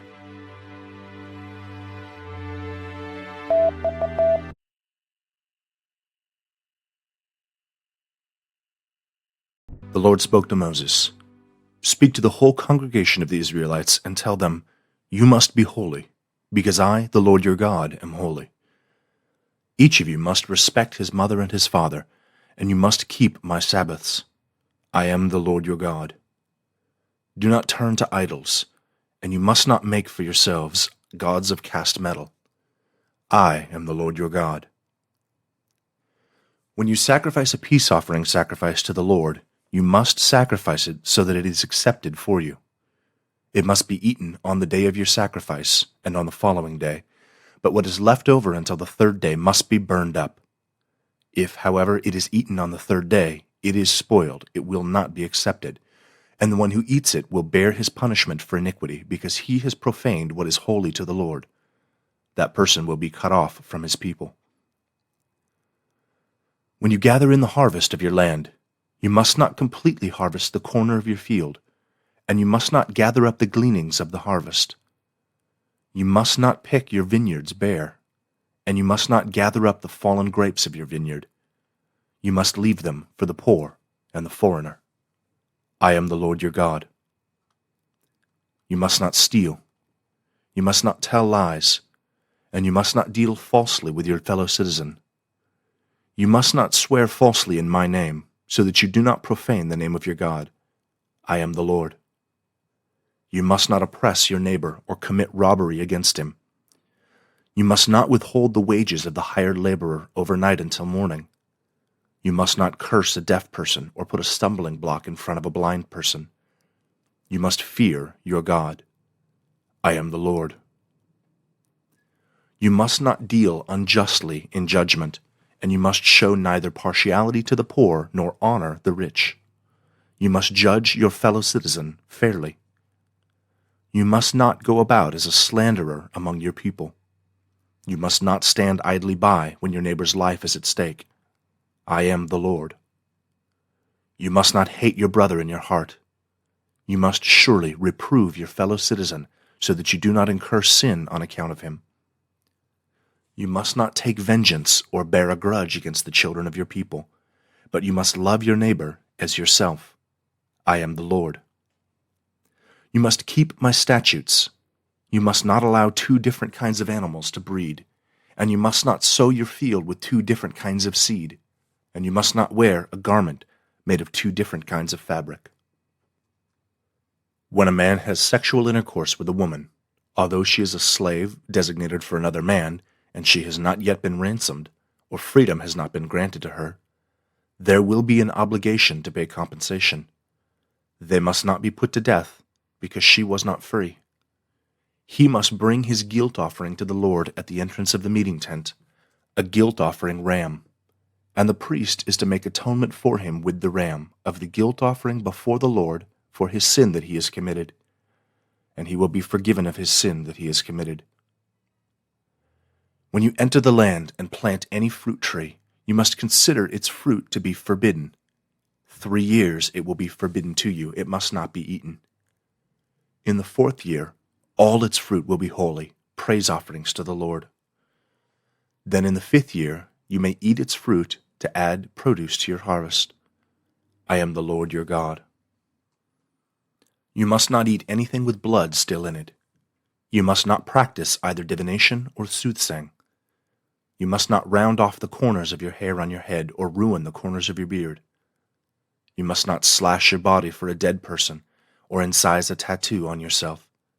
I am the Lord. Do not profane your daughter by making her a prostitute, so that the land does not practice prostitution and become full of lewdness. You must keep my Sabbaths and fear my sanctuary. I am the Lord. Do not turn to the spirits of the dead, and do not seek familiar spirits to become unclean by them. I am the Lord your God. You must stand up in the presence of the aged, honor the presence of an elder, and fear your God. I am the Lord. When a foreigner resides with you in your land, you must not oppress him. The foreigner who resides with you must be to you like a native citizen among you, so you must love him as yourself, because you were foreigners in the land of Egypt. I am the Lord your God. You must not do injustice in the regulation of measures, whether of length, width, or volume. You must have honest balances, honest weights, an honest ephah, and an honest hin. I am the Lord your God who brought you out of the land of Egypt. You must be sure to obey all my statutes and regulations. I am the Lord.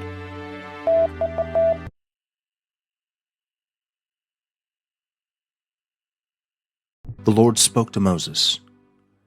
You are to say to the Israelites, any man from the Israelites or from the foreigners who reside in Israel who gives any of his children to Moloch must be put to death. The people of the land must pelt him with stones. I myself will set my face against that man and cut him off from the midst of his people, because he has given some of his children to Moloch, and thereby defiled my sanctuary and profaned my holy name. If, however, the people of the land shut their eyes to that man when he gives some of his children to Moloch, so that they do not put him to death, I myself will set my face against that man and his clan. I will cut off from the midst of their people both him and all who follow after him in spiritual prostitution, to commit prostitution by worshiping Moloch. The person who turns to the spirits of the dead and familiar spirits to commit prostitution by going after them, I will set my face against that person and cut him off from the midst of his people. You must sanctify yourselves and be holy, because I am the Lord your God. You must be sure to obey my statutes. I am the Lord who sanctifies you. If anyone curses his father and mother, he must be put to death. He has cursed his father and mother. His blood guilt is on himself. If a man commits adultery with his neighbor's wife, both the adulterer and the adulteress must be put to death. If a man has sexual intercourse with his father's wife, he has exposed his father's nakedness. Both of them must be put to death. Their blood guilt is on themselves. If a man has sexual intercourse with his daughter-in-law, Both of them must be put to death. They have committed perversion. Their blood guilt is on themselves. If a man has sexual intercourse with a male as one has sexual intercourse with a woman, the two of them have committed an abomination. They must be put to death. Their blood guilt is on themselves. If a man has sexual intercourse with both a woman and her mother, it is lewdness. Both he and they must be burned to death, so there is no lewdness in your midst. If a man has sexual intercourse with any animal, he must be put to death, and you must kill the animal. If a woman approaches any animal to have sexual intercourse with it, you must kill the woman, and the animal must be put to death. Their blood guilt is on themselves. If a man has sexual intercourse with his sister, whether the daughter of his father or his mother, so that he sees her nakedness and she sees his nakedness, it is a disgrace. They must be cut off in the sight of the children of the people. He has exposed his sister's nakedness. He will bear his punishment for iniquity. If a man has sexual intercourse with a menstruating woman and uncovers her nakedness, he has laid bare her fountain of blood, and she has exposed the fountain of her blood. So both of them must be cut off from the midst of their people.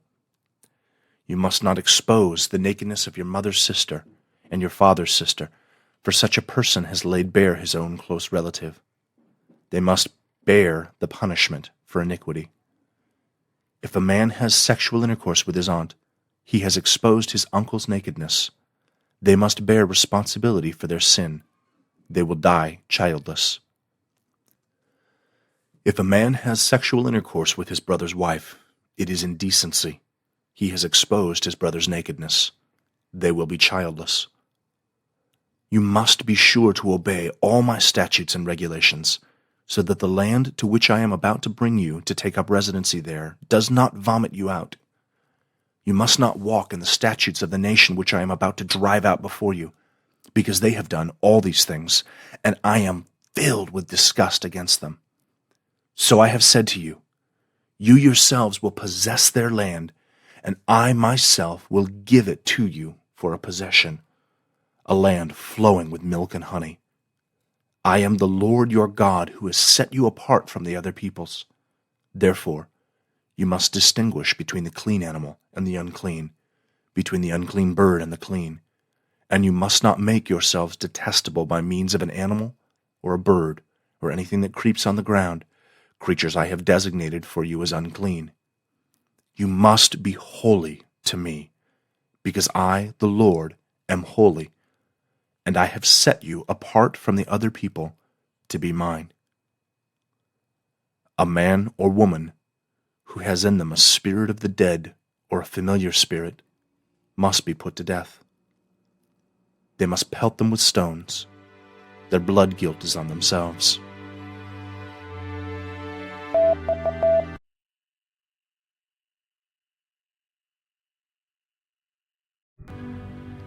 The Lord said to Moses, "Say to the priests, the sons of Aaron, say to them, for a dead person no priest is to defile himself among his people, except for his close relative who is near to him, his mother, his father, his son, his daughter, his brother, and his virgin sister who is near to him who has no husband.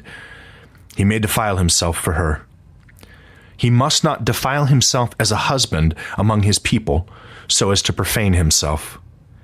Priests must not have a bald spot shaved on their head.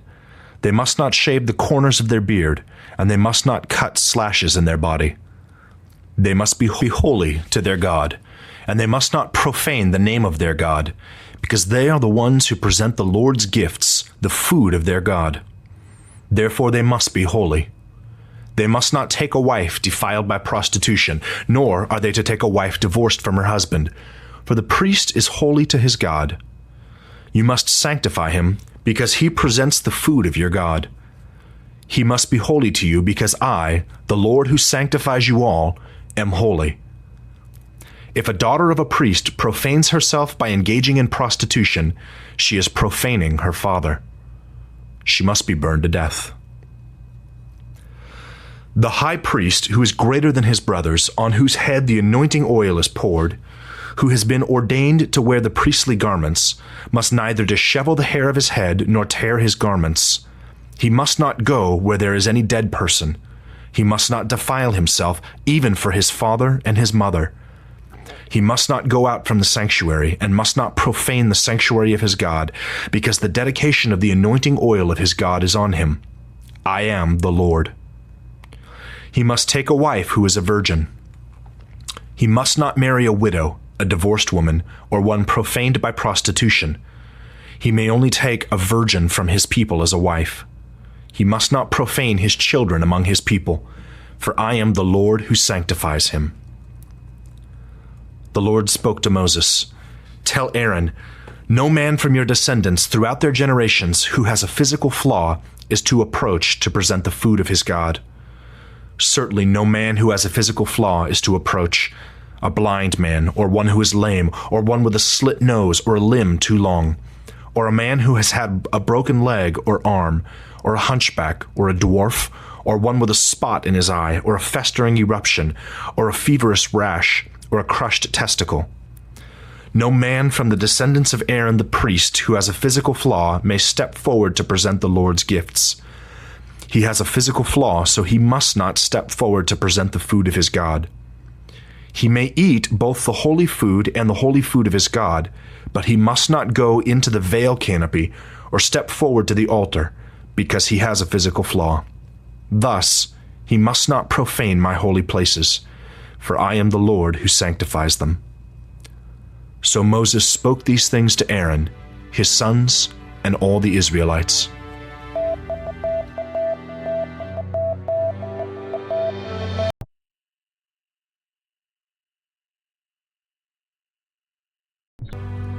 The Lord spoke to Moses, "Tell Aaron and his sons that they must deal respectfully with the holy offerings of the Israelites, which they consecrate to me, so that they do not profane my holy name. I am the Lord. Say to them, throughout your generations, if any man from all your descendants approaches the holy offerings which the Israelites consecrate to the Lord while he is impure, that person must be cut off from before me. I am the Lord. No man from the descendants of Aaron who is diseased or who has a discharge may eat the holy offerings until he becomes clean. The one who touches anything made unclean by contact with a dead person, or a man who has a seminal emission, or a man who touches a swarming thing by which he becomes unclean, or touches a person by which he becomes unclean, whatever that person's impurity, the person who touches any of these will be unclean until evening and must not eat from the holy offerings unless he has bathed his body in water. When the sun goes down, he will be clean, and afterward he may eat from the holy offerings, because they are his food. He must not eat an animal that has died of natural causes, or an animal torn by beasts, and thus become unclean by it. I am the Lord. They must keep my charge, so that they do not incur sin on account of it, and therefore die because they profane it. I am the Lord who sanctifies them. No layperson may eat anything holy. Neither a priest's lodger nor a hired laborer may eat anything holy. But if a priest buys a person with his own money, that person may eat the holy offerings, and those born in the priest's own house may eat his food. If a priest's daughter marries a layperson, she may not eat the holy contribution offerings. But if a priest's daughter is a widow or divorced, and she has no children, so that she returns to live in her father's house as in her youth, she may eat from her father's food, but no layperson may eat it. If a man eats a holy offering by mistake, he must add 1/5 to it and give the holy offering to the priest. They must not profane the holy offering which the Israelites contribute to the Lord, and so cause them to incur a penalty for guilt when they eat their holy offering, for I am the Lord who sanctifies them. The Lord spoke to Moses, "Speak to Aaron, his sons, and all the Israelites, and tell them, when any man from the house of Israel or from the foreigners in Israel presents his offering for any of the votive or freewill offerings which they present to the Lord as a burnt offering, if it is to be acceptable for your benefit, it must be a flawless male from the cattle, sheep, or goats. You must not present anything that has a flaw, because it will not be acceptable for your benefit.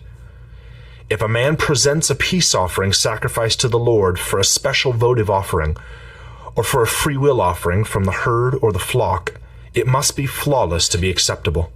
It must have no flaw.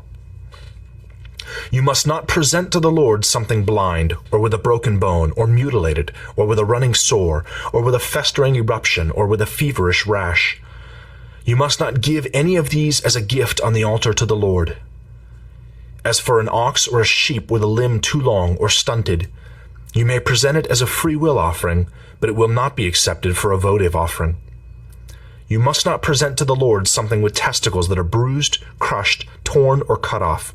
You must not do this in your land. Even from a foreigner, you must not accept the food of your God from such animals as these, for they are ruined and flawed. They will not be acceptable for your benefit. The Lord spoke to Moses, "When an ox, lamb, or goat is born, it must be under the care of its mother 7 days. But from the 8th day onward, it will be acceptable as an offering gift to the Lord. You must not slaughter an ox or a sheep and its young on the same day.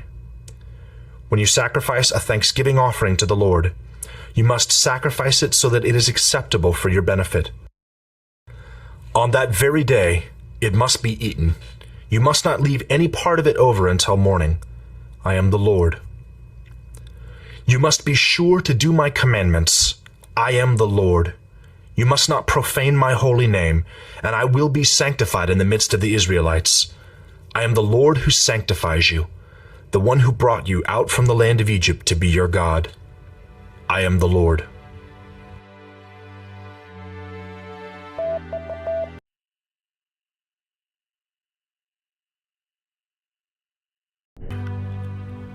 The Lord spoke to Moses, "Speak to the Israelites and tell them, these are the Lord's appointed times, which you must proclaim as holy assemblies, my appointed times. 6 days work may be done, but on the 7th day there must be a Sabbath of complete rest, a holy assembly. You must not do any work.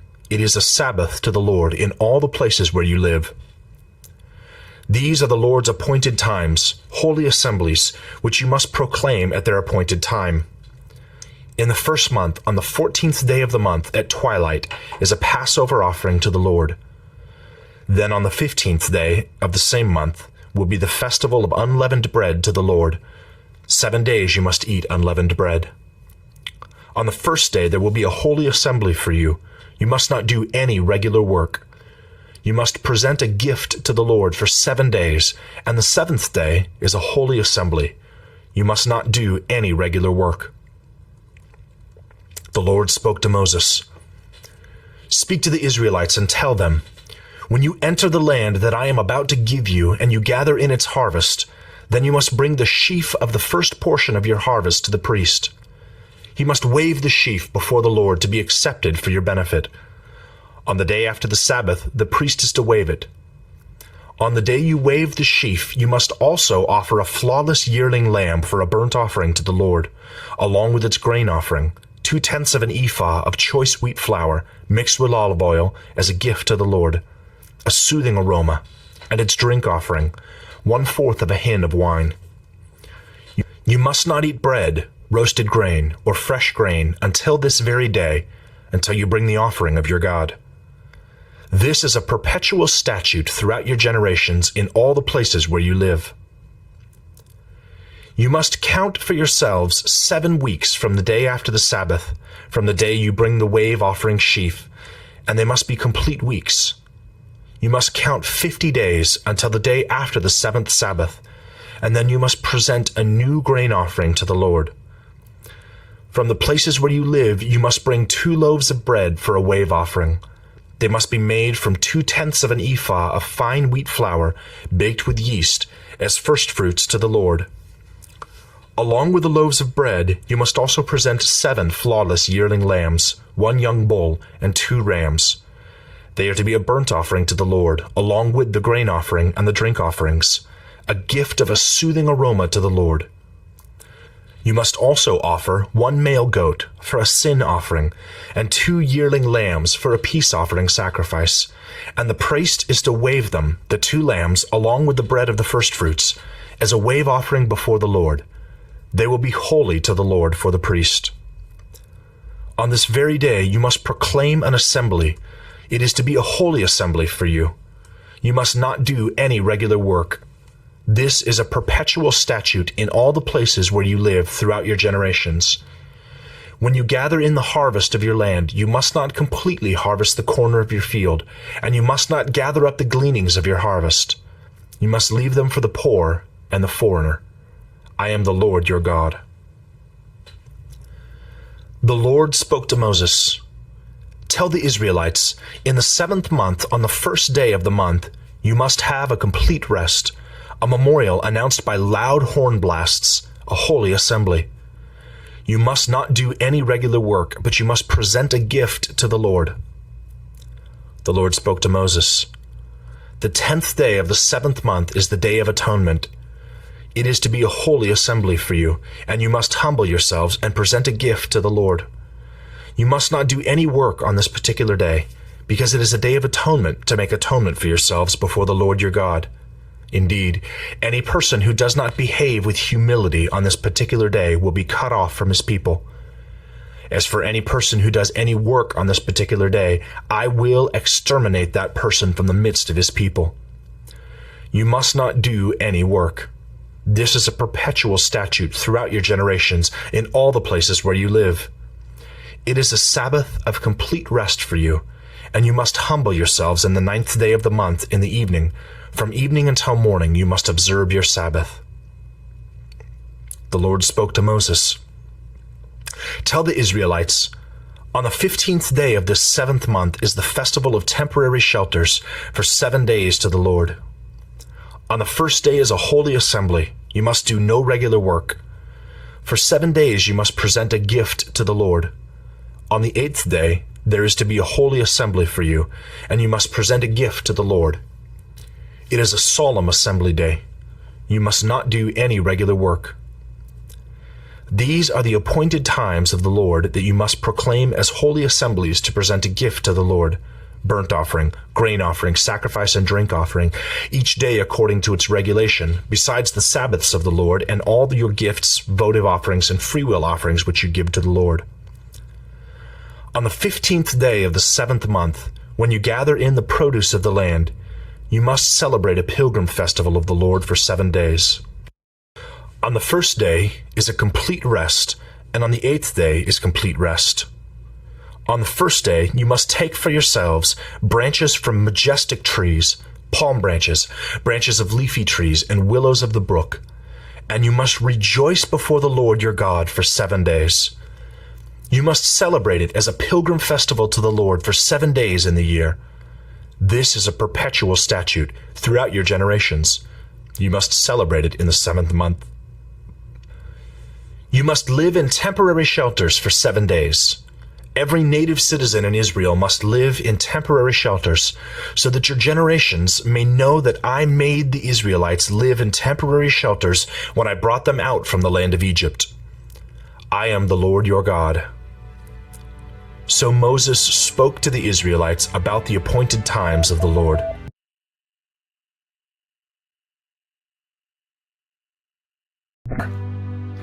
The Lord spoke to Moses, "Command the Israelites to bring to you pure oil of beaten olives for the light, to make a lamp burn continually. Outside the veil canopy of the congregation in the meeting tent, Aaron must arrange it from evening until morning before the Lord continually.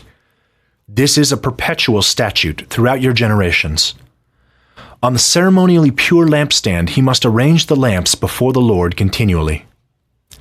You must take choice wheat flour and bake 12 loaves.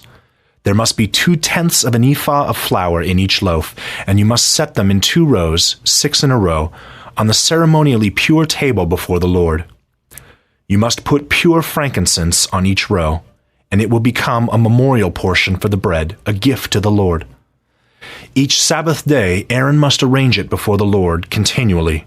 This portion is from the Israelites as a perpetual covenant. It will belong to Aaron and his sons, and they must eat it in a holy place, because it is most holy to him, a perpetual allotted portion from the gifts of the Lord.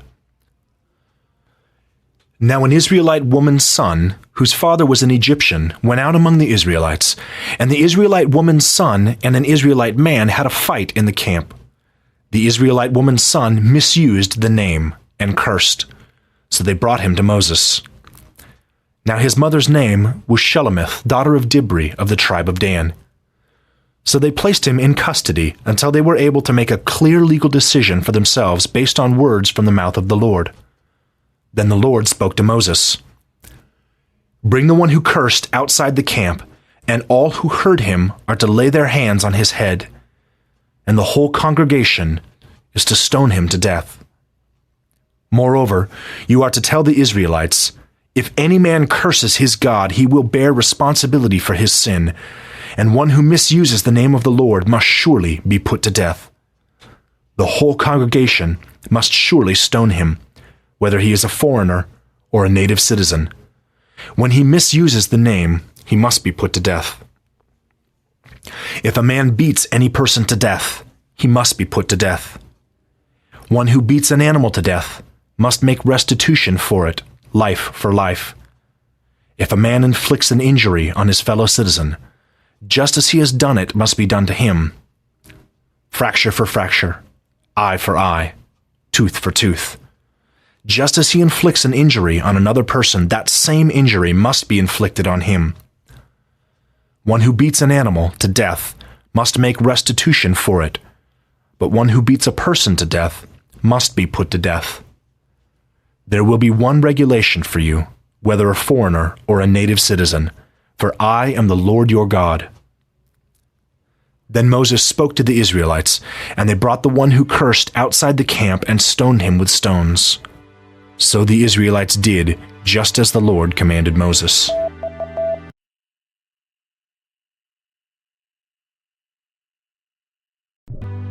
The Lord spoke to Moses at Mount Sinai.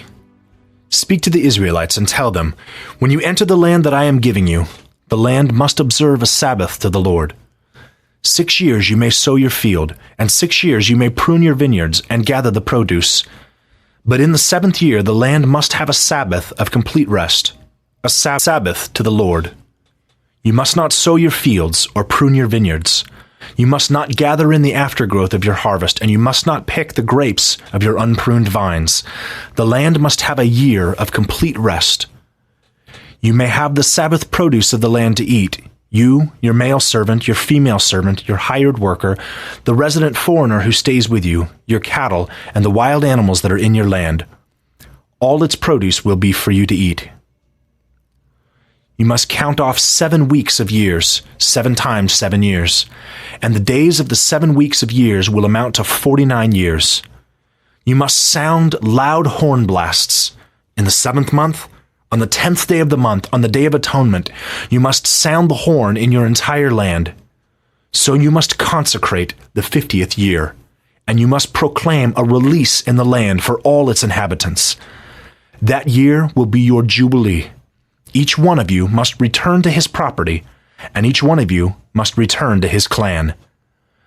That 50th year will be your jubilee. You must not sow the land, harvest its aftergrowth, or pick the grapes of its unpruned vines, because that year is a jubilee. It will be holy to you. You may eat its produce from the field. In this year of jubilee, you must each return to your property. If you make a sale to your fellow citizen, or buy from your fellow citizen, no one is to wrong his brother. You may buy it from your fellow citizen according to the number of years since the last Jubilee, and he may sell it to you according to the years of produce that are left. The more years there are, the more you may make its purchase price, and the fewer the years are, the less you must make its purchase price, because he is only selling you a number of years of produce. No one is to oppress his fellow citizen, but you must fear your God, because I am the Lord your God. You must obey my statutes and my regulations. You must be sure to keep them, so that you may live securely in the land. The land will give its fruit, and you may eat until you are satisfied, and you may live securely in the land. If you say, "What will we eat in the 7th year if we do not sow or gather our produce?" I will command my blessing for you in the 6th year, so that it may yield the produce for 3 years, And you may sow the 8th year and eat from that 6th year's produce, old produce. Until you bring in the 9th year's produce, you may eat old produce. The land must not be sold without reclaim, because the land belongs to me, for you are foreigners and residents with me. In all your landed property you must provide for the right of redemption of the land. If your brother becomes impoverished and sells some of his property, his near redeemer is to come to you and redeem what his brother sold. If a man has no redeemer, but he prospers and gains enough for its redemption, he is to calculate the value of years it was sold, refund the balance to the man to whom he sold it, and return to his property. If he has not prospered enough to refund a balance to him, then what he sold will belong to the one who bought it until the year of Jubilee, but it must revert in the Jubilee, and the original owner may return to his property. If a man sells a residential house in a walled city, its right of redemption must extend until 1 full year from its sale. Its right of redemption must extend to a full calendar year. If it is not redeemed before the full calendar year is ended, the house of the walled city will belong without reclaim to the one who bought it throughout his generations. It will not revert in the Jubilee. The houses of villages, however, which have no walls surrounding them, must be considered as the fields of the land. They will have the right of redemption and must revert in Jubilee. As for the cities of the Levites, the houses in the cities which they possess, the Levites must have a perpetual right of redemption. Whatever someone among the Levites might redeem, the sale of a house which is his property in a city, must revert in the Jubilee, because the houses of the cities of the Levites are their property in the midst of the Israelites. Moreover, the open field areas of their cities must not be sold, because that is their perpetual possession. If your brother becomes impoverished and is indebted to you, you must support him. He must live with you like a foreign resident. Do not take interest or profit from him, but you must fear your God, and your brother must live with you. You must not lend him your money at interest, and you must not sell him food for profit. I am the Lord your God, who brought you out from the land of Egypt to give you the land of Canaan, to be your God. If your brother becomes impoverished with regard to you so that he sells himself to you, you must not subject him to slave service. He must be with you as a hired worker, as a resident foreigner. He must serve with you until the year of Jubilee, but then he may go free, he and his children with him, and may return to his family and to the property of his ancestors. Since they are my servants, whom I brought out of the land of Egypt, they must not be sold in a slave sale.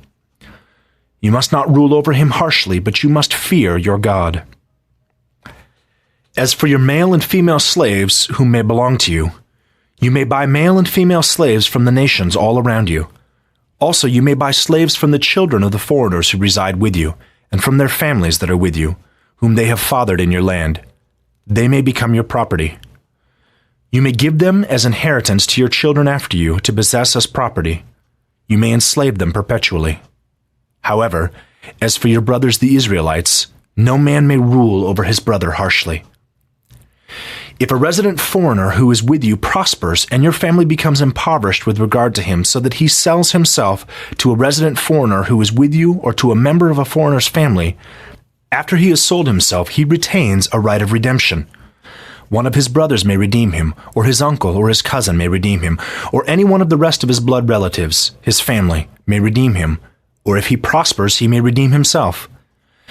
He must calculate with the one who bought him the number of years from the year he sold himself to him until the year of Jubilee, and the cost of his sale must correspond to the number of years, according to the rate of wages a hired worker would have earned while with him. If there are still many years, in keeping with them he must refund most of the cost of his purchase for his redemption. But if only a few years remain until the Jubilee, he must calculate for himself in keeping with the remaining years and refund it for his redemption. He must be with the one who bought him like a yearly hired worker. The one who bought him must not rule over him harshly in your sight. If, however, he is not redeemed in these ways, he must go free in the year of Jubilee, he and his children with him, because the Israelites are my own servants. They are my servants whom I brought out of the land of Egypt. I am the Lord your God.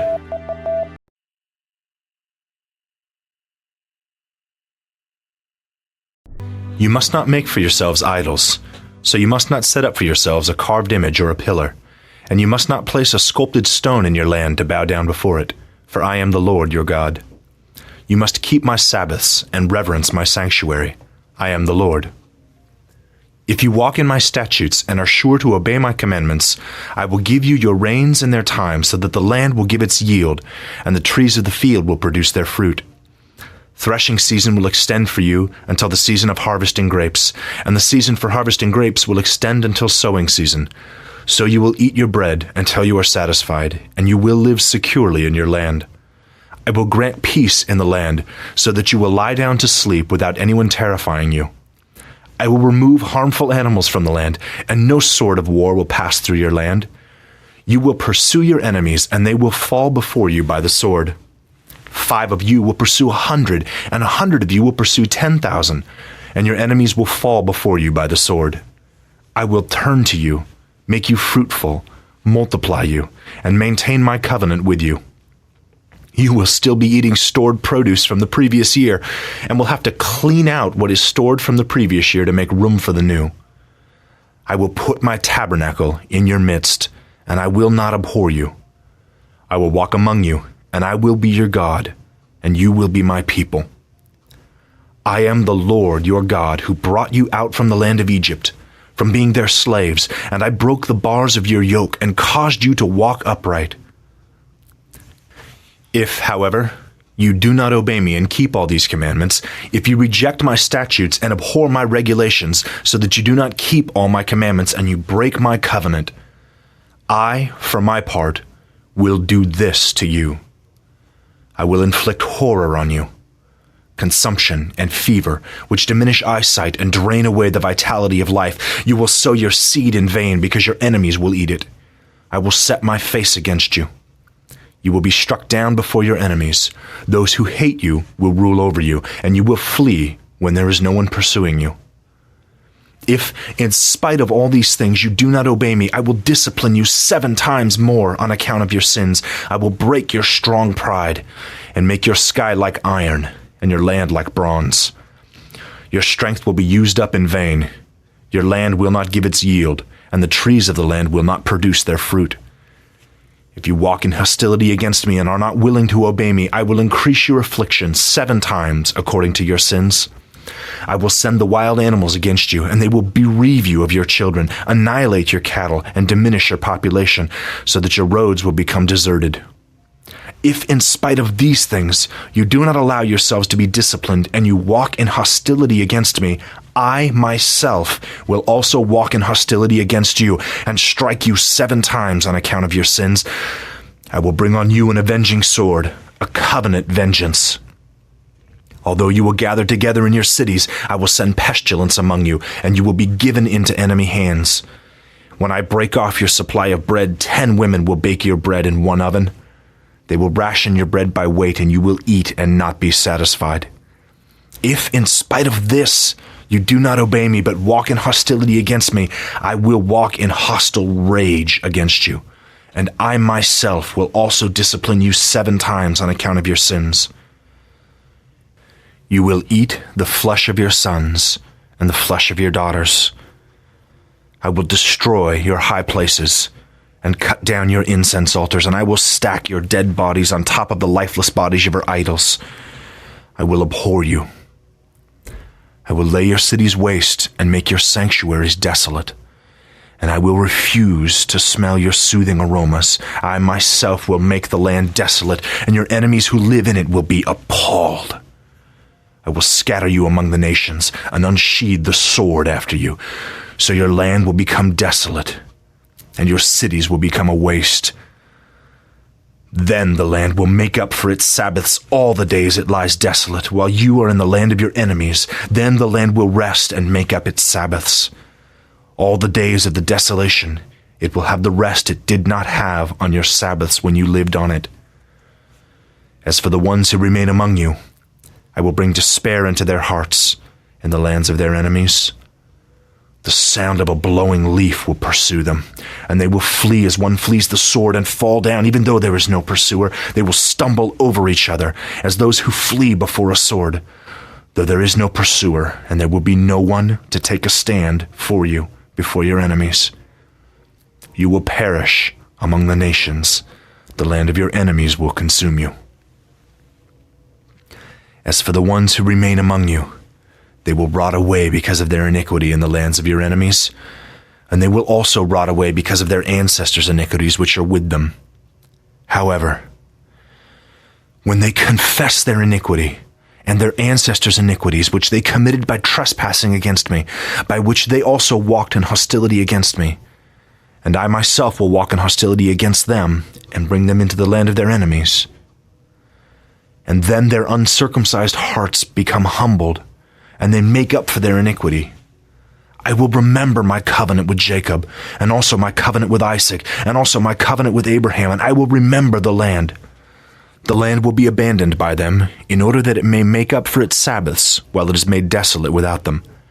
And they will make up for their iniquity, because they have rejected my regulations and have abhorred my statutes. In spite of this, however, when they are in the land of their enemies, I will not reject them and abhor them, to make a complete end of them, to break my covenant with them. For I am the Lord their God. I will remember for them the covenant with their ancestors, whom I brought out from the land of Egypt in the sight of the nations to be their God. I am the Lord. These are the statutes, regulations, and instructions which the Lord established between himself and the Israelites at Mount Sinai through Moses.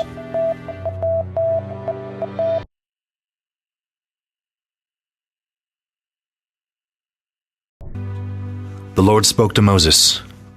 Speak to the Israelites and tell them, when a man makes a special votive offering based on the conversion value of persons to the Lord, the conversion value of the male from 23 years old up to 60 years old is 50 shekels by the standard of the sanctuary shekel. If the person is female, the conversion value is 30 shekels. If the person is from 5 years old up to 20 years old, the conversion value of the male is 20 shekels, and for the female, 10 shekels.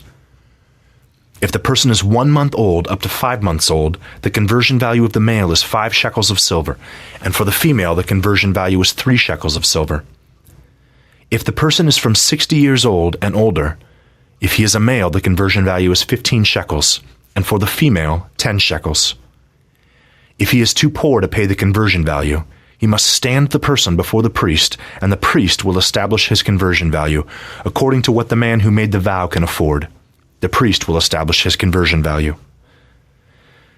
If what is vowed is a kind of animal from which an offering may be presented to the Lord, anything which he gives to the Lord from this kind of animal will be holy. He must not replace it or exchange it, good for bad or bad for good. And if he does indeed exchange one animal for another animal, then both the original animal and its substitute will be holy. If what is vowed is an unclean animal from which an offering must not be presented to the Lord, then he must stand the animal before the priest, and the priest will establish its conversion value, whether bad or good, according to the assessed conversion value of the priest. Thus it will be. If, however, the person who made the vow redeems the animal, he must add 1/5 to its conversion value. If a man consecrates his house as holy to the Lord, the priest will establish its conversion value, whether good or bad. Just as the priest establishes a conversion value, thus it will stand. If the one who consecrates it redeems his house, he must add to it 1/5 of his conversion value in silver. It will belong to him. If a man consecrates to the Lord some of his own landed property, the conversion value must be calculated in accordance with the amount of seed needed to sow it, a homer of barley being priced at 50 shekels of silver. If he consecrates his field in the Jubilee year, the conversion value will stand, but if he consecrates his field after Jubilee, the priest will consecrate the price for him according to the years that are left until the next Jubilee year, and it will be deducted from the conversion value. If, however, the one who consecrated the field redeems it, he must add to it 1/5 of the conversion price, and it will belong to him. If he does not redeem the field, but sells the field to someone else, he may never redeem it. When it reverts in the Jubilee, the field will be holy to the Lord, like a permanently dedicated field. It will become the priest's property. If he consecrates to the Lord a field he has purchased, which is not part of his own landed property, the priest will calculate for him the amount of the conversion value until the Jubilee year, and he must pay the conversion value on that Jubilee day as something that is holy to the Lord. In the Jubilee year, the field will return to the one from whom he bought it, the one to whom it belongs as landed property. Every conversion value must be calculated by the standard of the sanctuary shekel, 20 gerahs to the shekel. Surely no man may consecrate a firstborn that already belongs to the Lord as a firstborn among its animals. Whether it is an ox or a sheep, it belongs to the Lord. If, however, it is among the unclean animals, he may ransom it according to its conversion value, and must add 1/5 to it. But if it is not redeemed, it must be sold according to its conversion value. Surely anything which a man permanently dedicates to the Lord, from all that belongs to him, whether from people, animals, or his landed property, must be neither sold nor redeemed. Anything permanently dedicated is most holy to the Lord. Any human being who is permanently dedicated must not be ransomed. Such a person must be put to death. Any tithe of the land, from the grain of the land or from the fruit of the trees, belongs to the Lord. It is holy to the Lord. If a man redeems part of his tithe, however, he must add 1/5 to it. All the tithe of herd or flock, everything which passes under the rod, the 10th one will be holy to the Lord. The owner must not examine the animals to distinguish between good or bad, and he must not exchange it. If, however, he does exchange it, both the original animal and its substitute will be holy. It must not be redeemed. These are the commandments which the Lord commanded Moses to tell the Israelites at Mount Sinai.